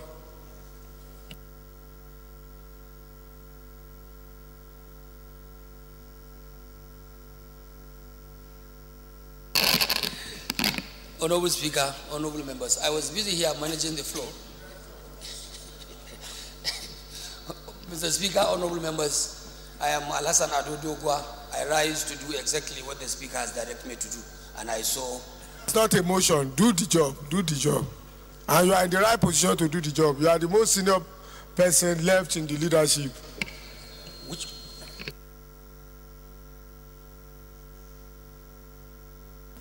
Okay, move that we resolve to the committee of the whole to consider. Thank you, Mr. Speaker. I rise to move that the House do resolve to committee of the whole to consider the reports presented before it. I so move, Mr. Speaker. For the first time, the chief has Honorable Sule Garo and Honorable Solomon Mari, take your seat.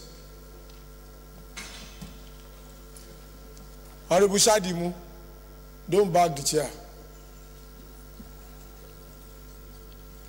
The first report to be considered is the report of a bill for an act to provide for the establishment of the School of Mines and Geological Studies in Akoko, Edo local government area and for related matters.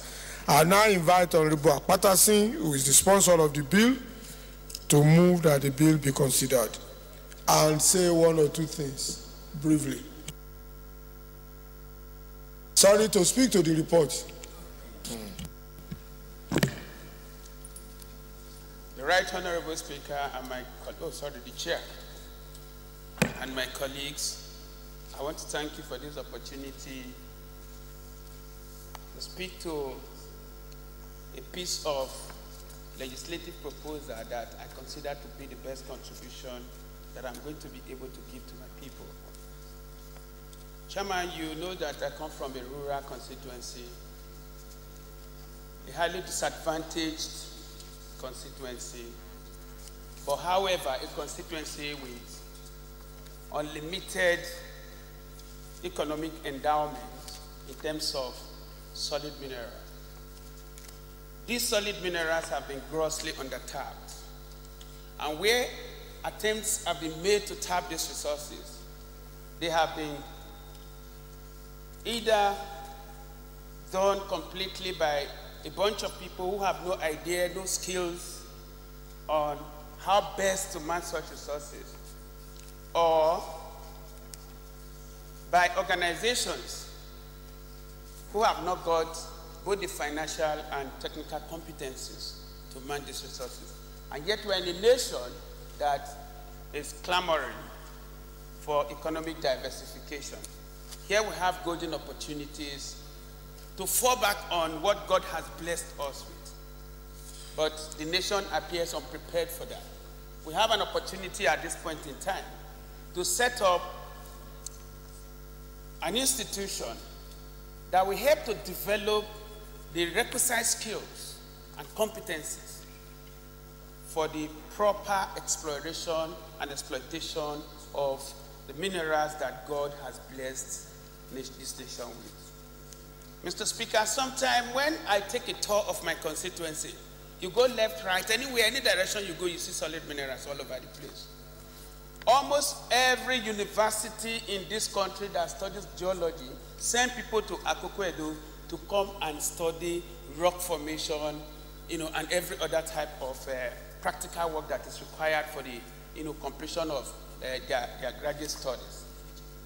But yet, there is no single tertiary institution in this local government, which undoubtedly is the oldest local government in the Federation, and also one of the largest, Mr. Speaker.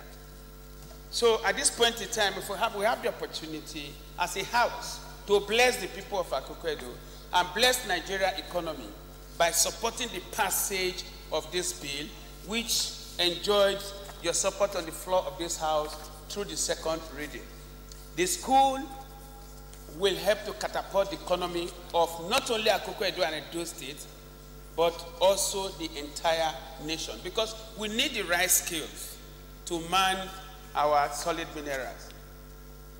But we don't have them just now. Universities do study or provide studies in the area of geology, but that is not as compared in any way to what will happen in a more or less monolithic institution that concentrates and specializes in training people for a particular field. Like we have the Petroleum Training Institute in Warri. These kind of institutions are dedicated to the provision of the required skills in a specific field of study. If we have this kind of establishment in Akoko-Edo, Mr. Speaker and my colleagues, I assure you that the benefits to this nation, are quite enormous. And therefore, we seek the support and understanding of our people to consider this and allow it to pass third reading. Thank you. Thank you very much. It's a new bill, has 24 clauses, and the Honorable Patterson failed to tell us at least one of such mineral resources that is found in Akoko-Edo. At least one. Was among the people who contributed immensely to the debate on this particular bill. Although we could not do the public hearing the other time because of forces beyond my control. We have gold, we have felpa, we have tantalite, we have a whole lot of them. out of, I don't want to mention, I don't want to speculate. Out of the 35, we do, sir. I know that you are interested in that area. Sorry, honestly, we have a lot of it, sir. Okay, thank you, Mr. Honorable colleagues, let's start clause by clause consideration of the bill. Like I said, it has 24 clauses, and of course, this is a new bill. We just look at the provision of the bill and the recommendation by the committee that will be found in column 2. So clause 1,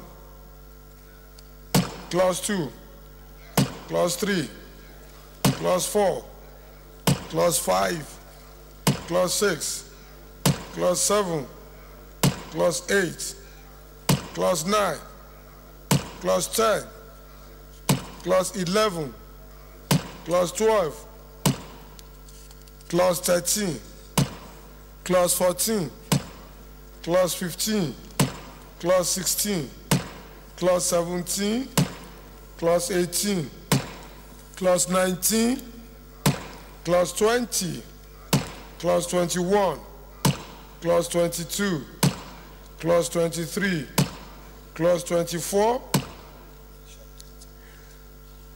25 is the short title carry.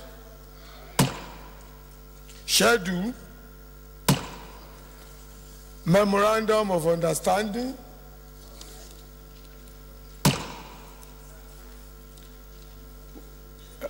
What are you saying, Sam? Explanatory memorandum, sorry, not memorandum of understanding. Explanatory memorandum carried. Long title of the bill. Honorable Mani. Sorry, Mr. Speaker, I have some observation here. Before making... Will you pass that one? Okay, thank you.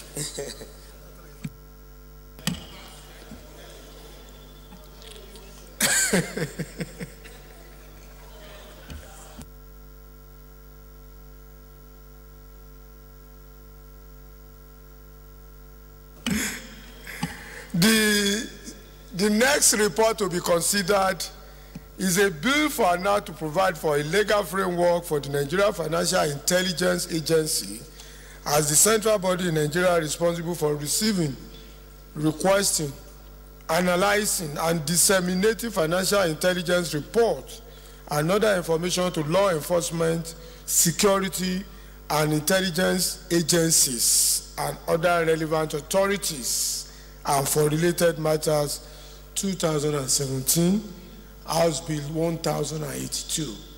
And I invite Chairman EFCC to speak to the report. Thank you, Mr. Speaker. I am Kayode Oladele. I represent the Mekwafo, Yewa North Federal Constituency. Distinguished colleagues, I am from Ogun State. Mr. Chairman, this is a bill to provide for a legal framework for the Nigerian Financial Intelligence Agency as the central body in Nigeria responsible for receiving, requesting, analyzing, and disseminating financial intelligence report and other information to law enforcement, security, and intelligence agencies and other relevant authorities and for related matters. Mr. Chairman, distinguished colleagues, you may ask me, why do we need this now? When the EFCC Act was passed, Section 1, Subsection 2C of the Act states that the EFCC shall be the designated Nigeria Financial Intelligence Unit. And Section 6L of the Act also stipulates that the EFCC shall receive, analyze, and disseminate financial intelligence, subsistence transaction reports in Nigeria. Mr. Speaker, these, according to the International Financial Organization, particularly the Egmont Group of Financial Institutions that Nigeria belongs, these are regarded as the core functions of the Nigerian Financial Intelligence Unit. And fusing the two together will obstruct, according to them, the functions of the NFIU. According to Recommendation 4029 of the Financial Action Task Force, an FIU, that's the Financial Intelligence Unit, can be established and be made part of a bigger organization as long as the FIU has operational as well as financial autonomy. So according to them, the fusion of the EFCC's roles with that of the FIU would affect the operational autonomy of the Nigerian Financial Intelligence Unit. As such, they recommended about 5 years ago that there should be a legal framework that will separate the FIU from the EFCC. Mr. Chairman, distinguished colleagues, an attempt was made by the last assembly to pass this, but unfortunately, when it was sent to the president for assent, it was not done before the last administration went up. You will recall that just about 4 months ago, maybe 3 months ago, Nigeria was suspended from the Egmont Group of Financial Intelligence. And this was because they said that we have failed to provide legal framework for the FIU as stipulated by them, despite the fact that Nigeria has consistently assured them that something will be done to do this. Thereafter, the acting president then, Professor Yemi Osinbajo, constituted a committee to look into it and see how best we can deal with it. The chairman, my colleague in the Senate, was made the chairman of the panel, and I was also a member of the panel, the presidential committee. And then we came up with a new bill. The bill has passed the Senate, and again, it was introduced by the House to the House just shortly before we went on vacation, and referred to the committee, to my committee, and of course to the committee of the whole House. Distinguished colleagues, what we are here doing today is just to comply, to ensure that we separate the Nigerian Financial Intelligence Unit from the Economic and Financial Crimes Commission. It will first delete Section 1, Subsection 2C, that says that the EFCC shall be the designated Nigerian Financial Intelligence Unit, and delete Section 1, Section 6L, that gives the EFCC the power to receive.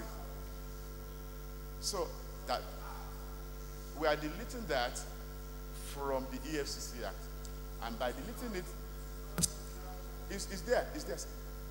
I'm only explaining. And by deleting it, we will then use this bill to establish a separate agency that will have financial.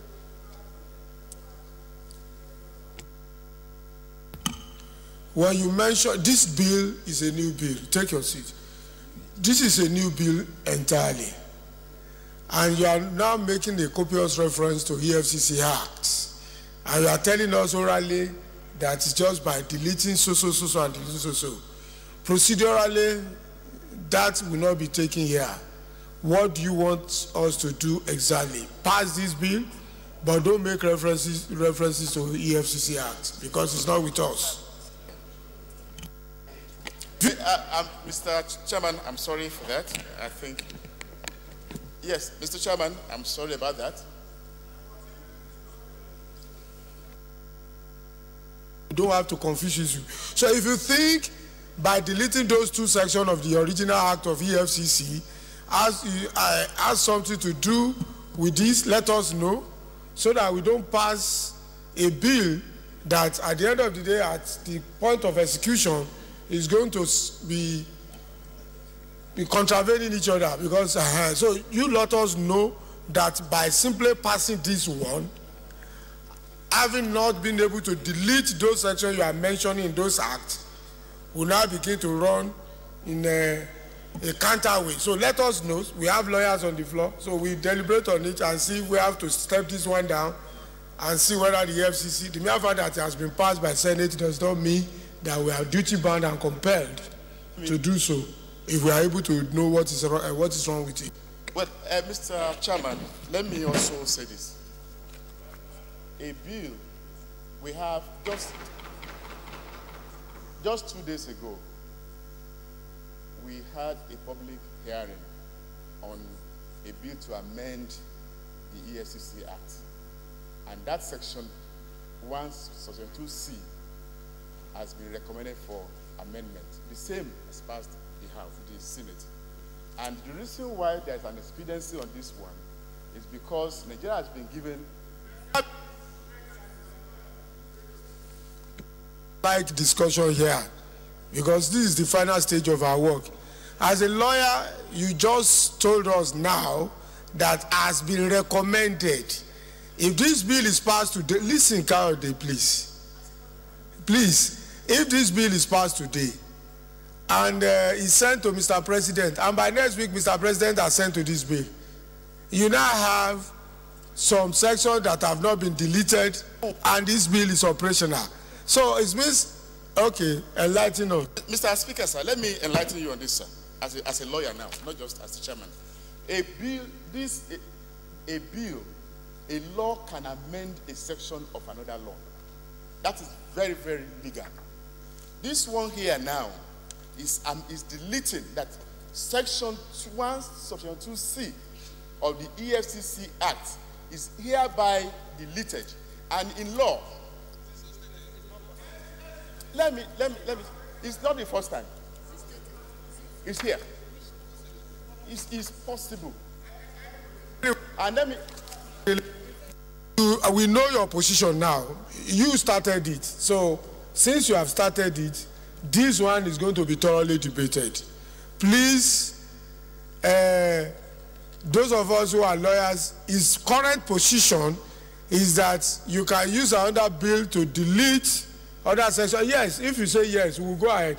So I will ask, okay, Jeff, I will ask Yinka Ajayi, and who are the other lawyers on the floor to throw more lights on what Kayode Oladele is saying. Thank you, Mr. Chairman. Okay, Jeff, I represent the good people of Buruku, my dear colleagues. I'm from Benue State. Mr. Chairman, I'd like to agree 100% with the chairman of the EFCC Act. I think last week or 2 weeks back, we had a similar situation on our hands here. I think it's just because the matter was subsequently stepped down. It is. And at that time, I came with authorities because I was expecting that somebody may raise some objection to that. Non-legal mind may raise an objection to that. So that time, I even brought, authorities here to support that contention in case of this. So it's perfect. It's okay legally to make reference to another act of parliament in a different act of parliament by way of saying this case. When you have such situation, that will not apply. No, so I agree with him that it can be done. References are not made in this particular one. He just stated them morally. Is it part of what we have here? Okay, refer us to the page or the clause rather.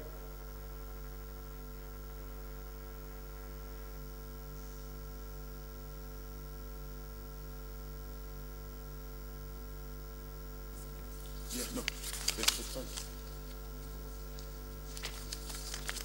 Page 15. Is there? Huh? 28. No. Sorry.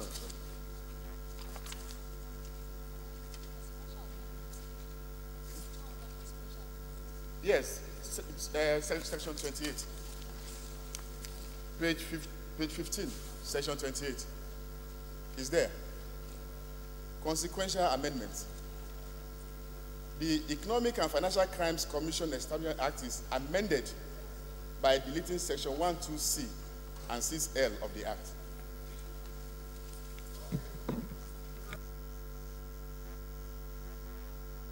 Thank you very much. We now begin to consider the reports. But my own observation is that your outlining is not consistent. I'm only we're going to consider it, but the outlining is not consistent. If you take, for example, clause 1, you have 1 A, B, C, D, E. Then you go to clause 2, you have 2, 1, 2, 2. That outlining is not consistent. When you say clause 1, if you are going to use A, B, C, then it has to be consistent. When you get to 2, it has to be A, B, C, 2. When you take subsection of A, if you want to use Roman figure, you be consistent. So the outline is not consistent here, and that has to be corrected. So clause 1, clause 2, clause 3, clause 4, clause 5,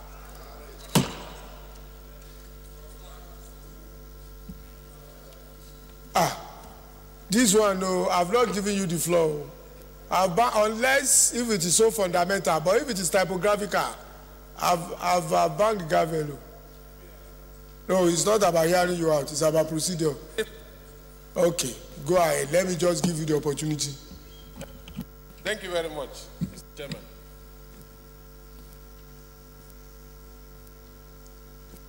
Use this one.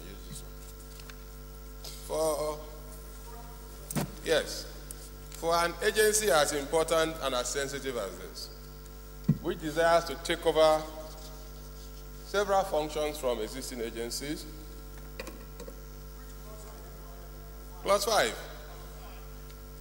I begin to imagine where the appointment of the director, who is the chief executive officer of this agency, will just be made by the president on the recommendation of the attorney general.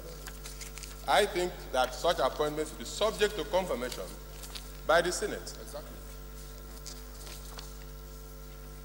If you go further down, sub 5, even the remover from office also does not have recourse to anyone. Okay. You want me to? Mr. Chairman, sir. Oh, I thought you called me. I'm sorry. So if you have explanation, you cannot give. Let me give an explanation. This agency, this unit, actually is called units worldwide. And we just put an agency there. It's something, they have their own procedure. In most jurisdictions, we have 156 member states. In most jurisdictions, they are not regarded as very high there. The heads of agencies of this unit are usually appointed even by the ministers without anything. On the issue of the confirmation by the Senate, the committee that was set up by the president met with us, my committee and the Senate committee, and we looked at all the jurisdictions, and we discovered that even the name using the title Director General would be so much for that position, because it's a unit actually. So we have therefore decided, going by all the jurisdictions around the world, that these agencies are usually headed by directors or assistant directors, as the case may be. It would be too much to say that a director should be confirmed by the Senate, particularly this. So if we do this today, and we say it should be confirmed by the Senate, we will have to send this same bill back to the Financial Action Task Force and the Egmont Group abroad for them to look at it and admit whether they want it to be like that. Because this is an international something. They have their template.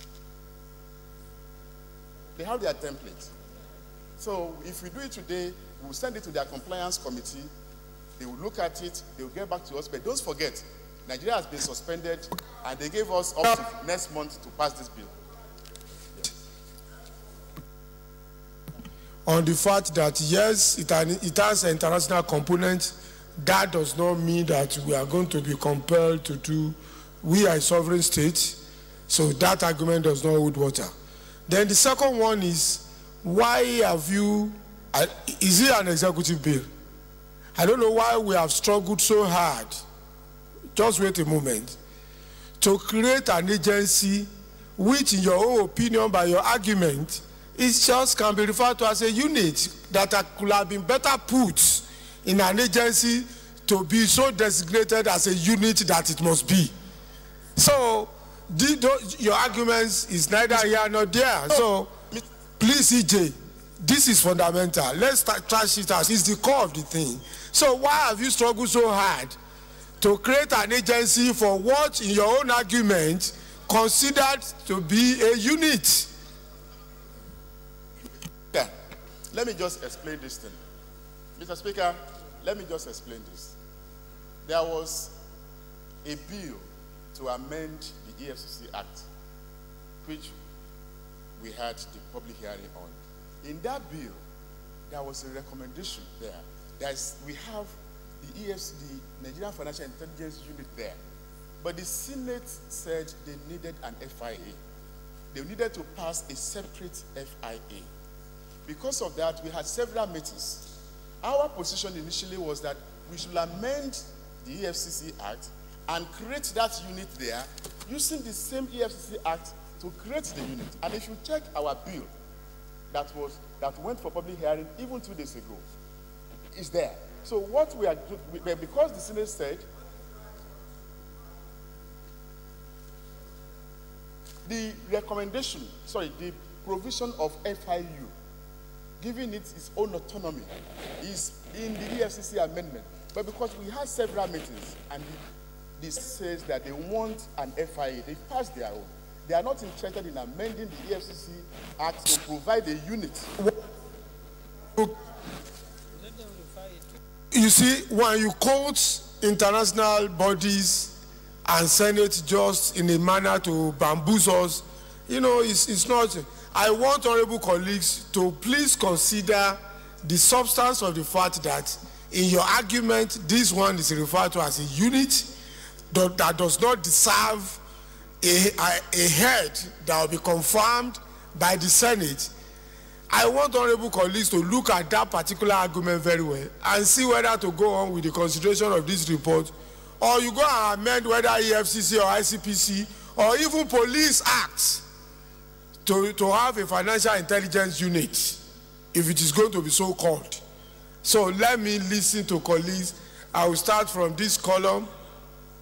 By Dana Suko. Mr. Chairman, I thank God that I'm in these chambers to be part and parcel of this discussion.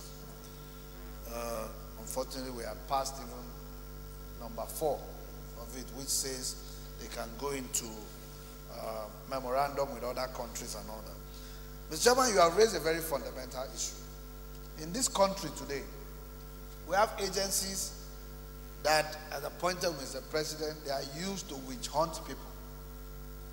And today we are seeing another bill that it says is a unit will not go through the rudiments of check and balance, which could lead to abuse of power.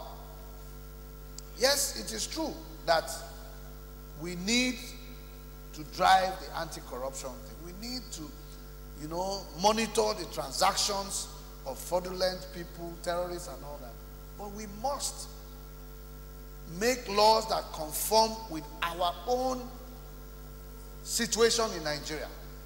I heard him also say, even though Mr. Chairman had already that we would not make laws in conformity with what other countries want. We're a sovereign state. Nobody can dictate to us. But what I'm saying is that this thing, if it's going to be an autonomous body, which is what he's trying to say, but doesn't know how to come out of it, because if you say it's a unit, why do we need a bill for a unit? A unit can act under an act that is already existing. Either EFCC, ICPC, police can be amended. But if it's coming as an autonomous body that has to be set up with the president appointing such a president, there must be check and balance of approval in the National Assembly. Thank you very much.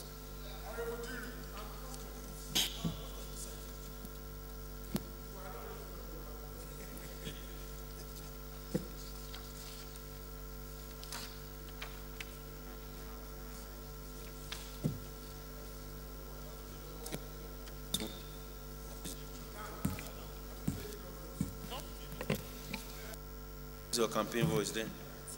This one is working. Come here. Come on, use this.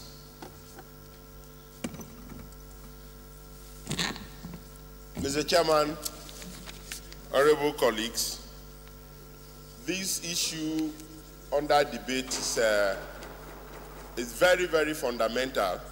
And whatever laws we are crafting here, we are first of all crafting it for us as a country.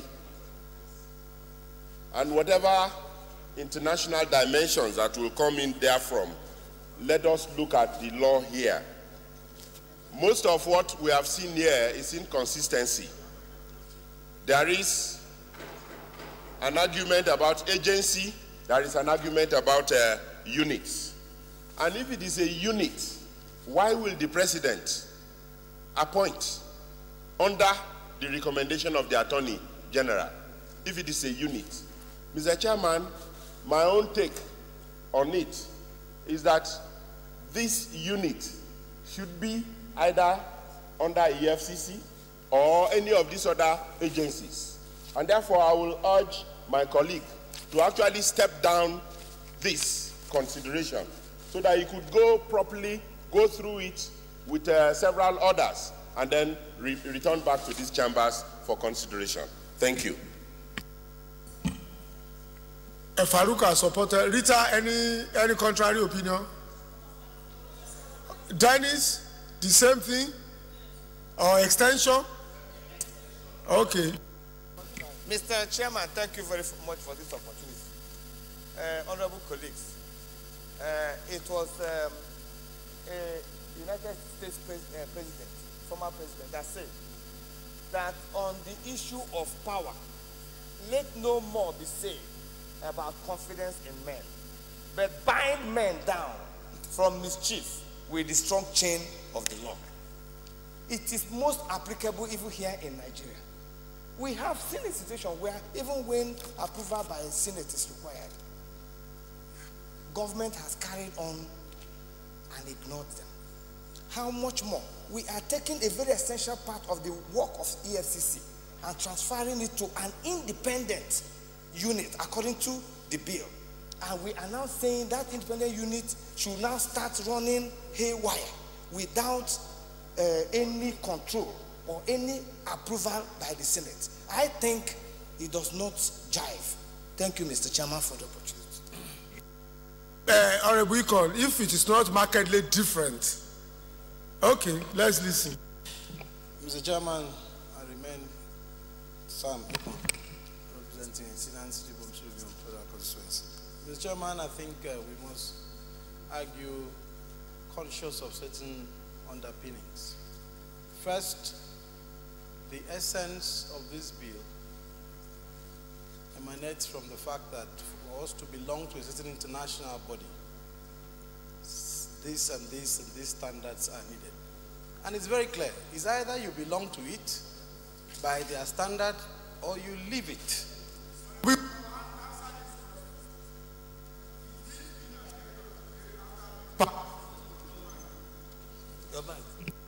Listen to others too. After, if we succeed in passing this bill, will that institution be referred to as an agency or a unit? Answer by the wordings of this bill. Agency.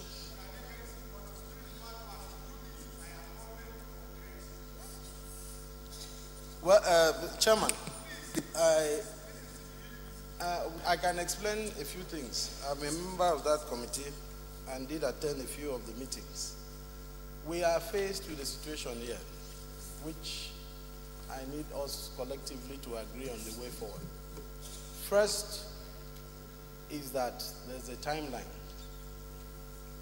And the timeline, once exceeded, has multiplier effects that I believe we will have to still come back here and discuss. And some people will say that enough information was not given. That's why we took that decision. That's why I'm saying let's exhaust the angle.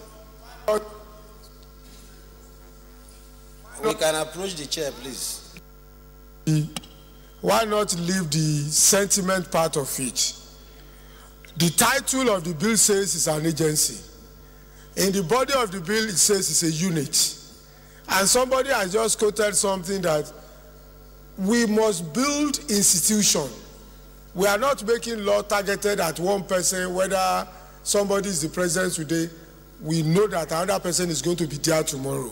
So the only way you build institution is first and foremost the body of the laws that you have.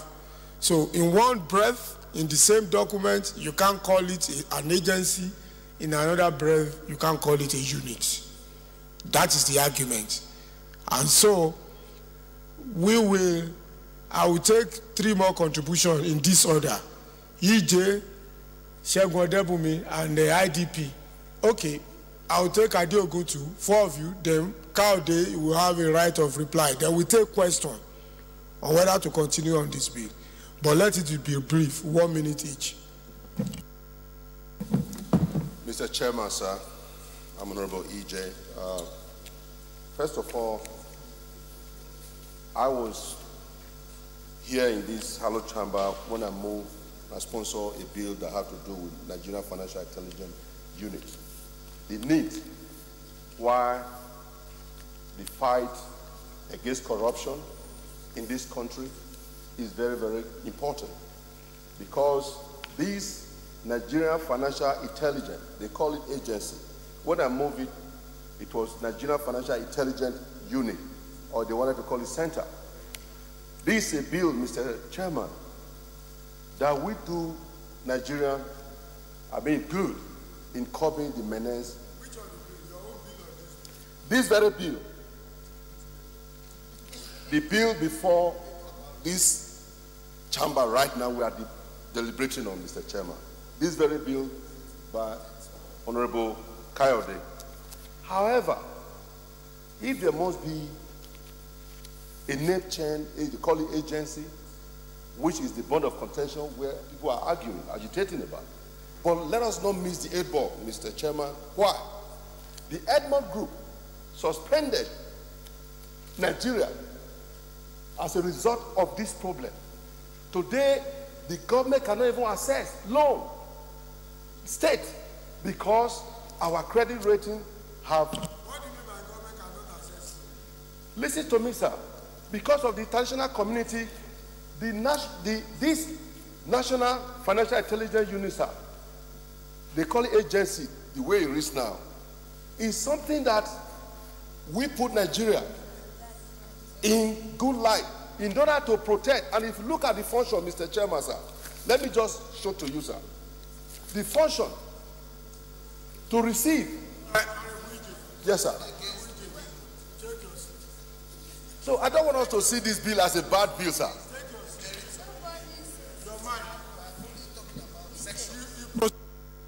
The procedure in the committee of the whole is that you take a clause and you hold debate. You don't have any right to do a general debate on the bill. It's the sponsor of the bill that will do a general thing. So we are on clause 5, and clause 5 has raised so many fundamental issues. The question of agency, unit, appointment of a head that is not going to be a subject of confirmation. Those are the issues raised by clause 5. So anybody that is contributing, you have no right to say so on the general terms of the bill. We have gone past that. So clause 5 has raised issues. Please address those issues so that we can go for. No, you have taken your time. You have told us that the unit is important. You are not even sure whether it is going to be called a unit or agency. You are riding a rough shot on the chairman. No. Take your seat. You have taken your contribution. Okay, thank you. Take your seat. Okay, you can now contribute. Mr. Chairman, sir, I'm very, very worried. I am concerned about this very motion that is very important. Why? The director, sir, also, sir, let me conclude, sir. The director, as a director does not need the National Assembly. The president can appoint, the attorney general can appoint the director to head this department.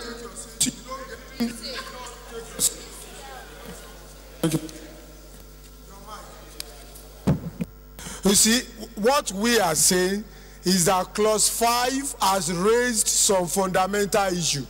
Is he an agency? Is he a unit? That is very, very fundamental. Listen, I'm not asking you the question. So, Shegun Odebumi. Thank you, Mr. Chairman. Odebumi Shegun is my name. I represent the good people of Surulere Ogunla Federal Constituency. Mr. Chairman, the clause 5 we are considering today, I think clause 5, because this bill is an harmonized bill of an international community with which Nigeria is also included. And that is why the word agency is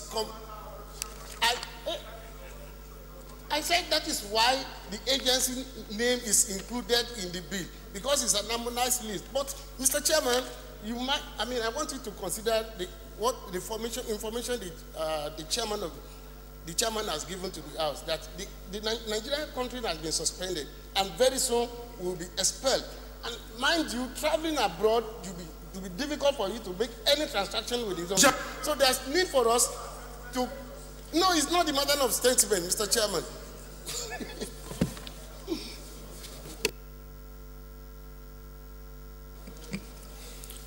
Thank you very much, Honorable Speaker, for the IDP identity as well. My esteemed colleagues, as far as I'm concerned,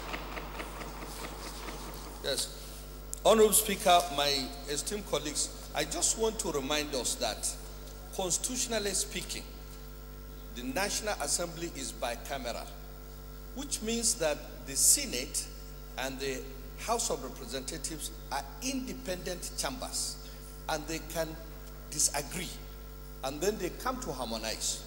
Now, the chairman of the committee has informed us earlier that we had our own process, and in our own process, we called it a unit. But because the Senate has had a viewpoint that is different, he probably feels we should go with this, or he has highlighted that at least they want to call it an agency. I think we need to stick to our own process. Now, each country has its own mechanism for fighting corruption. The reason why we need to link up with our own global or international partners is because it is a very important component of anti-corruption, anti-money laundering, and so on and so forth. That is why we want to undertake the reforms that the M1 group has suggested. I feel we can still continue with the unit under the EFCC and making sure that the reforms that will satisfy the Edmond Group are also incorporated in this. So I want to advise that we should go for a unit. There is no need to have a head of an agency that will polarize the EFCC as a body. Already there is confusion between ICPC and EFCC, whether they should be merged or they should be different. Now, if we create this as an agency, it means we are expanding. You know, we are having more of these anti-corruption bodies. In all countries, in most countries, it's even the police. It is the police that is patrolling the anti-corruption, sphere. So I feel let us stick by what the House has initiated. When we go to harmonize with the Senate, I think we will be able to agree whether it should be an agency or it should be a unit. Thank you very much. Thank you very much, IDB Chairman. Even the question of harmonization does not yet arise in the fact that we can only begin to do conference if we actually pass this one. But the way I'm looking at this one is not likely to. I don't want to. So I will now call on Honorable Diogun, Honorable Yinka Ajayi, and Honorable Keita. Then we come back to the chairman of the committee. Then we now take a definite position on this report. So, Honorable Diogun. Thank you, Mr. Chairman. My name is Albert Abiodun Adiogun, representing the Federal Constituency. Mr. Chairman, I'm from the source, Osun State. Mr. Chairman, please grant me indulgence to say a few things. Even though I will resist any temptation to go outside +5. I want to thank the person who raised this issue of +5, and I also want to thank my colleague over this bill. And I want to add also that we must be wary about throwing the baby and the water away. The question is the issue of FIU, because that is the name that is called over the place. I want you to grant me the indulgence. He has mentioned that there are 166 member states. I wanted to ask him in the jurisdiction, is it FIU, or can't we coin our own in tandem with the bill? Is there anything wrong saying FIA as an agency? If there is no strict adherence to the usage that is in all the judicials, I don't think it's wrong for us to have it as FIA in our own law here, provided they are going to do the same thing. The essence of the FIA, one of the things, is to create an environment independent from control. So it doesn't matter if it is FIA, but if it continues to be unit, with due respect to my colleague, all what we need to do is to amend the EFCC Act and warehouse it in that law and give it the necessary power. Thank you, Mr. Chairman.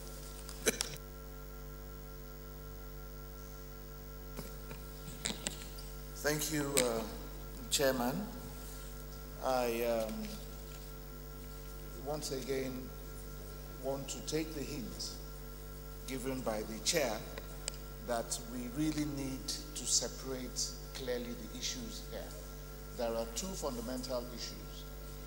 The first issue is a matter of nomenclature, language.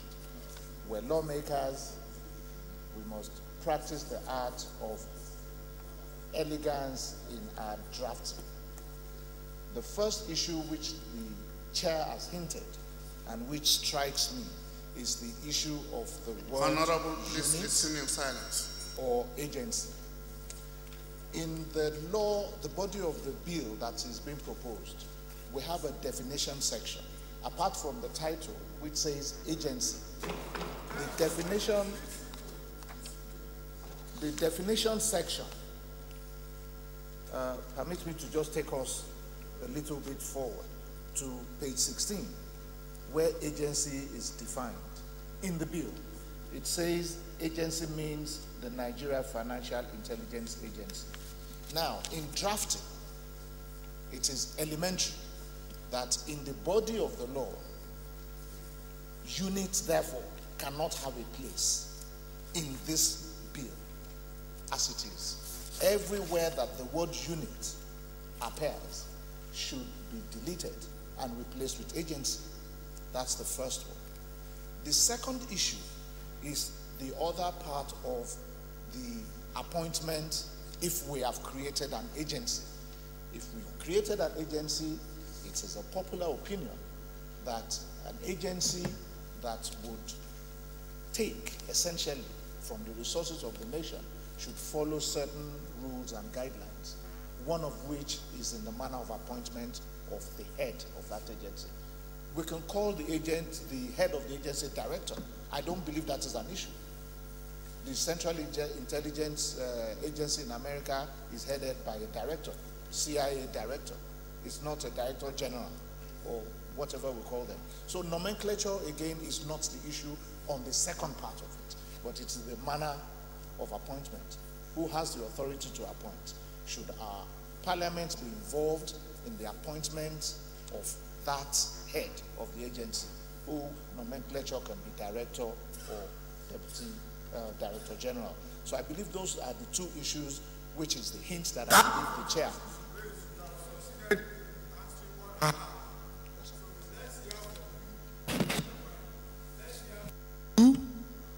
What manner of appointment you want to prescribe?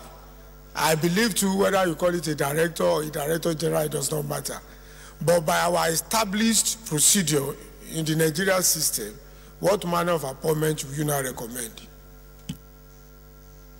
Thank you, Mr. Chairman. Obviously, my preference is for the Senate to confirm an appointment.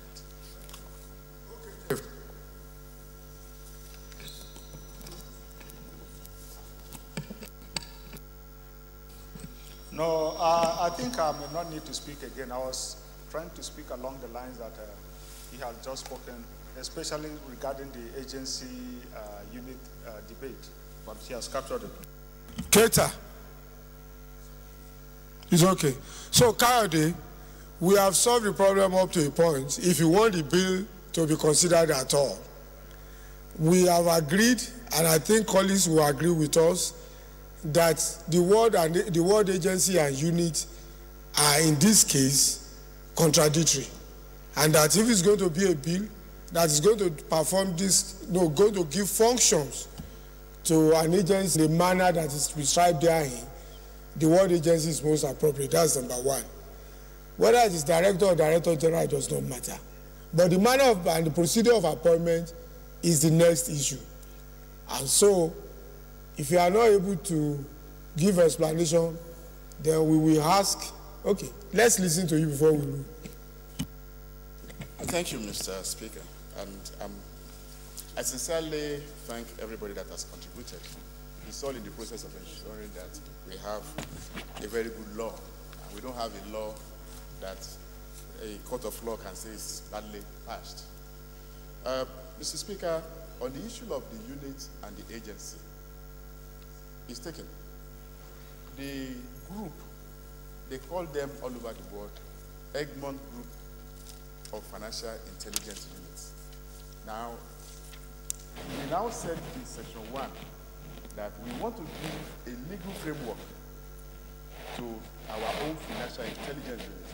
Then we move to section 2 to say that we are establishing an agency. And henceforth, every reference there has always been agency, agency, agency. So there is no interusage of agency or unit. No, it's agent. It's agency. And that where there is a reference to a unit there, we can correct it as a typographical error. It's meant to be agency. That is taken care of. It's only in section 1, in compliance with the name they give it to it worldwide as financial intelligence units.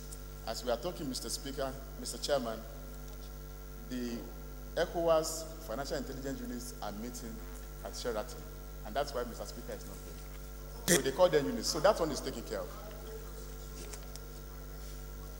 Yes.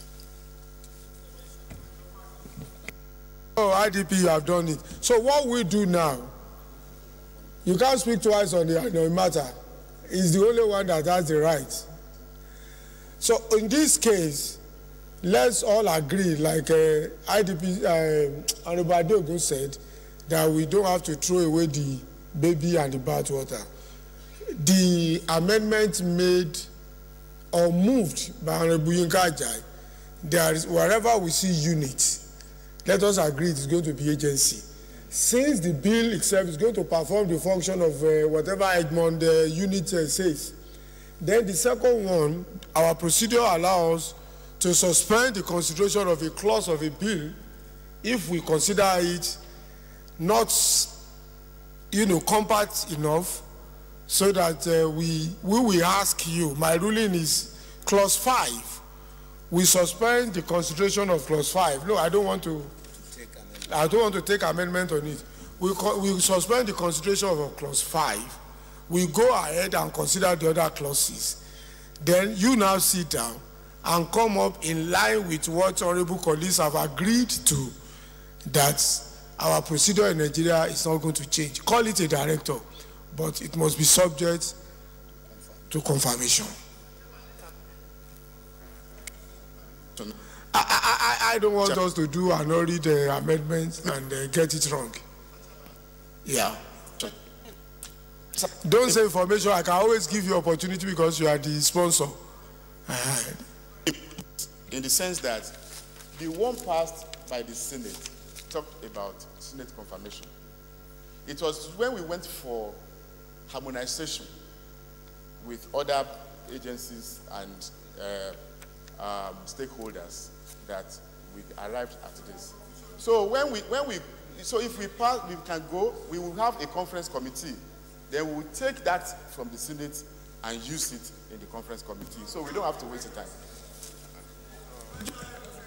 Our problem is, so you are the one who confused the House of Rep. Probably you are the one who even argued with them that it must be unit, because they recognize the fact that it must pass through their confirmation.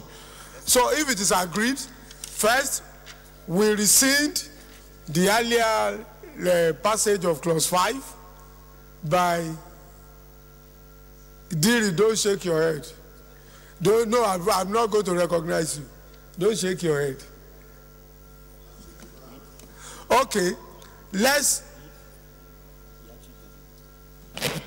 What? No, we are not taking amendments now. We will suspend the passage of clause 5. It will be brought back on Tuesday. That's my ruling. The chairman of Rule and Business is listening. That one will be brought back on Tuesday next week for consideration. So we'll go ahead and consider that part. But we have taken a general amendment of wherever there is units in this bill, it must be agency, since in the interpretation, the bill itself is being referred to as an agency. So thank you very much. And for record, we have rescinded the earlier passage of clause 5. Don't murmur. If 4 is part of it, let me know.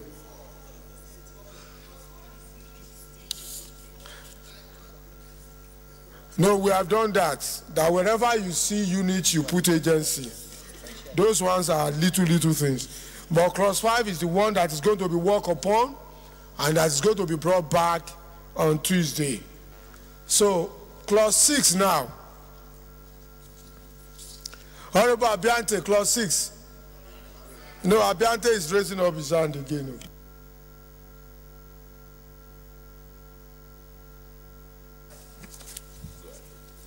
Just a little concern over clause 6. Clause 6 talks about delegation of functions.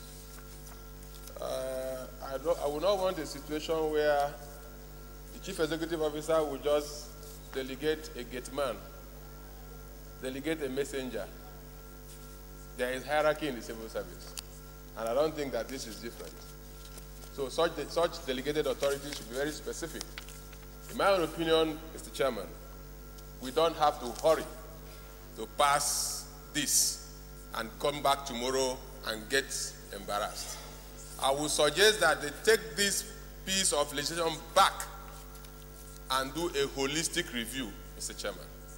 We are talking about integrity, the integrity of the House of Representatives. That's what we're talking about. We don't have to be in a hurry because other countries want us to do this. Let him take it back and make all the necessary corrections and come back with what is clean before us, Mr. Chairman. That is my own humble submission. Yes, okay. The bill is desirable, is important, not only because we want to be part of an international community. It's desirable and it's important. And this is going to be done between the chairman of EFCC and chairman of Rules and Business. Will you be able to work on this between now and Tuesday when it's likely to be represented? Just give us, it's going to be represented because I want to make my ruling. So do we give you up until Tuesday or Thursday next week?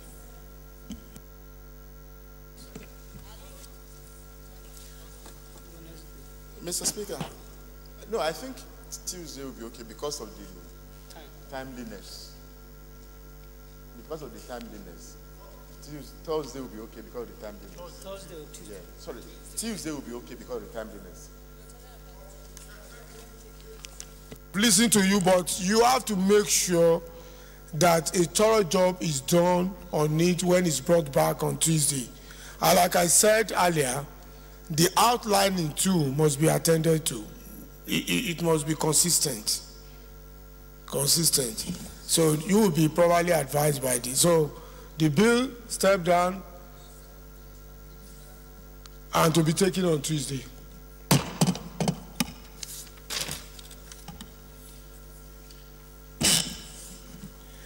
The final report for the day is the report of the ad hoc committee to investigate the process of digital broadcast switch over in Nigeria.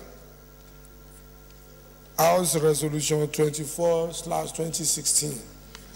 I now invite the chairman of the ad hoc committee to speak to the report in 2 minutes.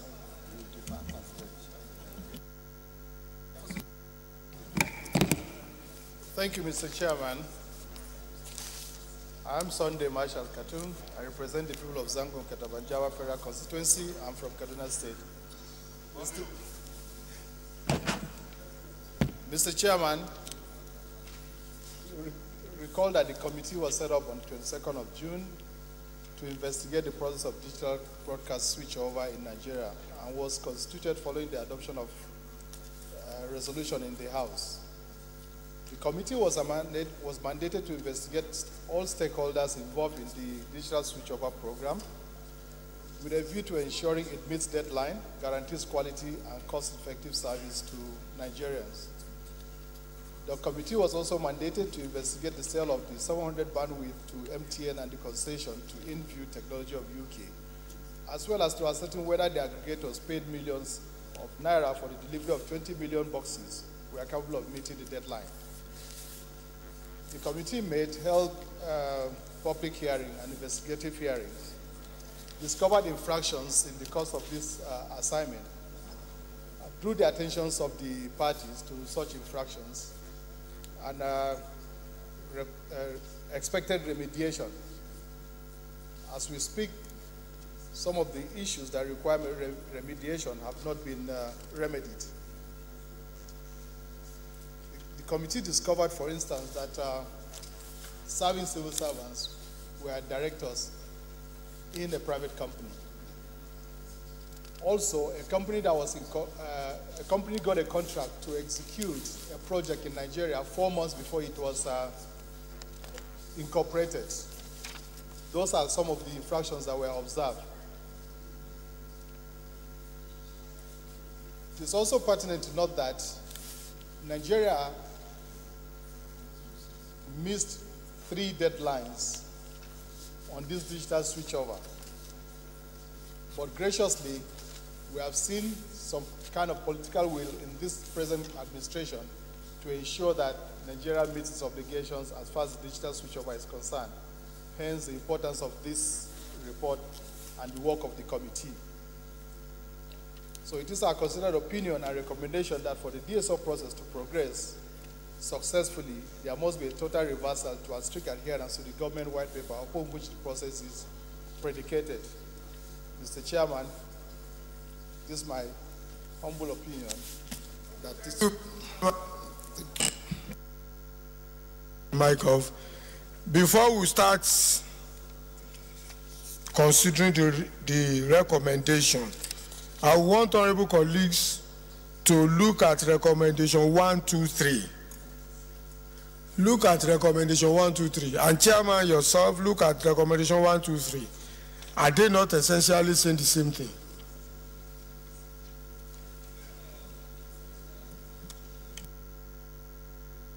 Rita.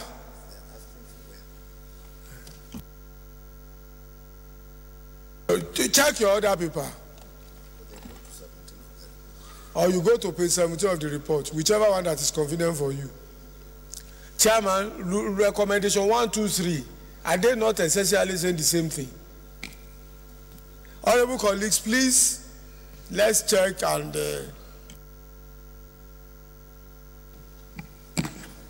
Mr. Chairman, they relate to different aspects of the report. There are aspects that talk about government and the private sector.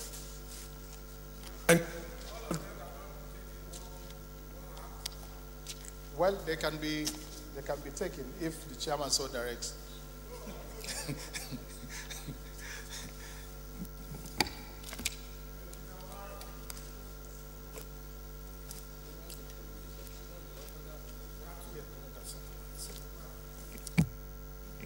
Thank you, Mr. Chairman, my dear colleagues. If you look at the recommendations, Mr. Chairman, sir, you will see one is talking about an enactment for a broadcasting act. That act will comprise both federal, state, local governments, and indeed the private sector on what they need to do in the area of broadcasting generally.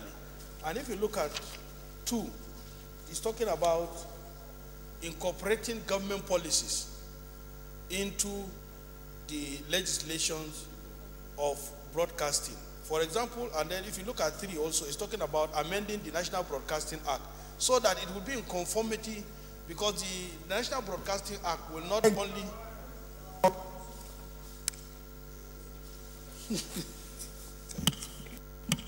a policy of government is executed by 2 ways. Is either you have a policy of government that you write legislation on, or you have policy of government that does not affect any legislation at all, and it can be carried out without much ado. So there is no way you can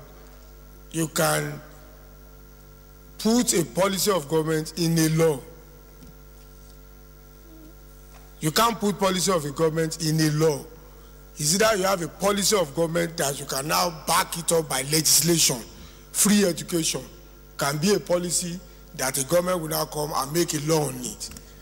Outside that, you cannot put a policy of government as part of a law, because policies are different. As far as I'm concerned, if you consider 1, 2, 3 very well, it can be couched in one way. It's either you are writing a new law for this, or you are amending an existing law. Because the 3 of them is talking about law, law, law, and law. I don't know why colleagues are not helping, or you just want us to pass the recommendation and go. Honorable, okay, Jeff. You see, Mr. Chairman, why I'm not keen to contribute is that even if it comes in this format or is compressed into one, it still serves the same purpose. So that's why I'm not, it's not contradictory. EJ?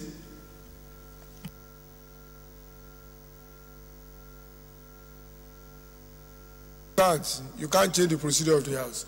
1, 2, 3. So if you say it's okay, then let's go. Recommendation 1.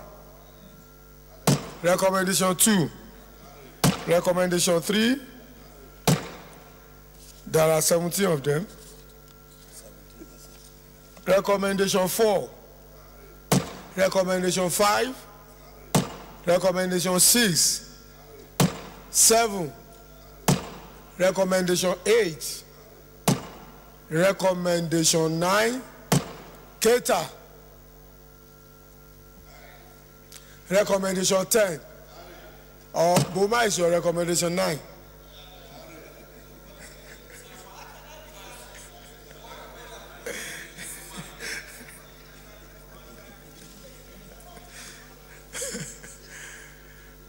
Keita, they say you should carry your recommendation 10.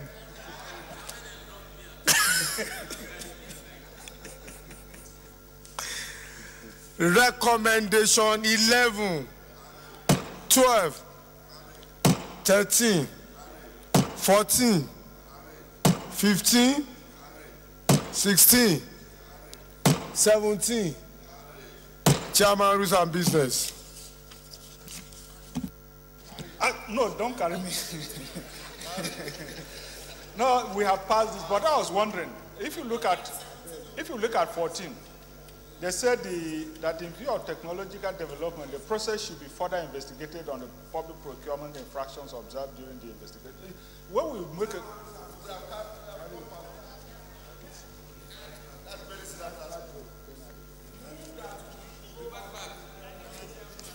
Oh, okay. So this is lastly the whole thing. Okay, Mr. Chairman, I move that the House do revert back to plenary to report progress. Let me see one absentee member of this committee or peripheral member. Babangida.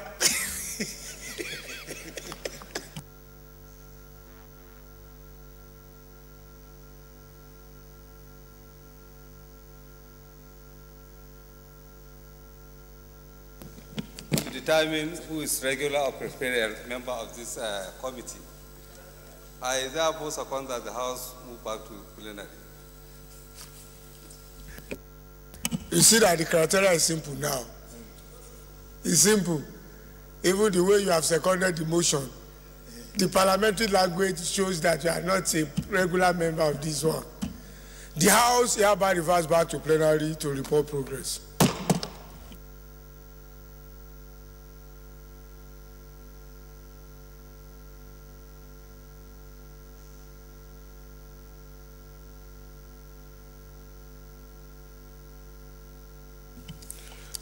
Honorable colleagues, the House in the Committee of the Whole considered a report on a bill for an act to provide for the establishment of the School of Mines and Geological Study in Akoko, Edo local government area and for related matters, and approved clauses 1 to 25, the schedule, the explanatory memorandum, and the long title of the bill.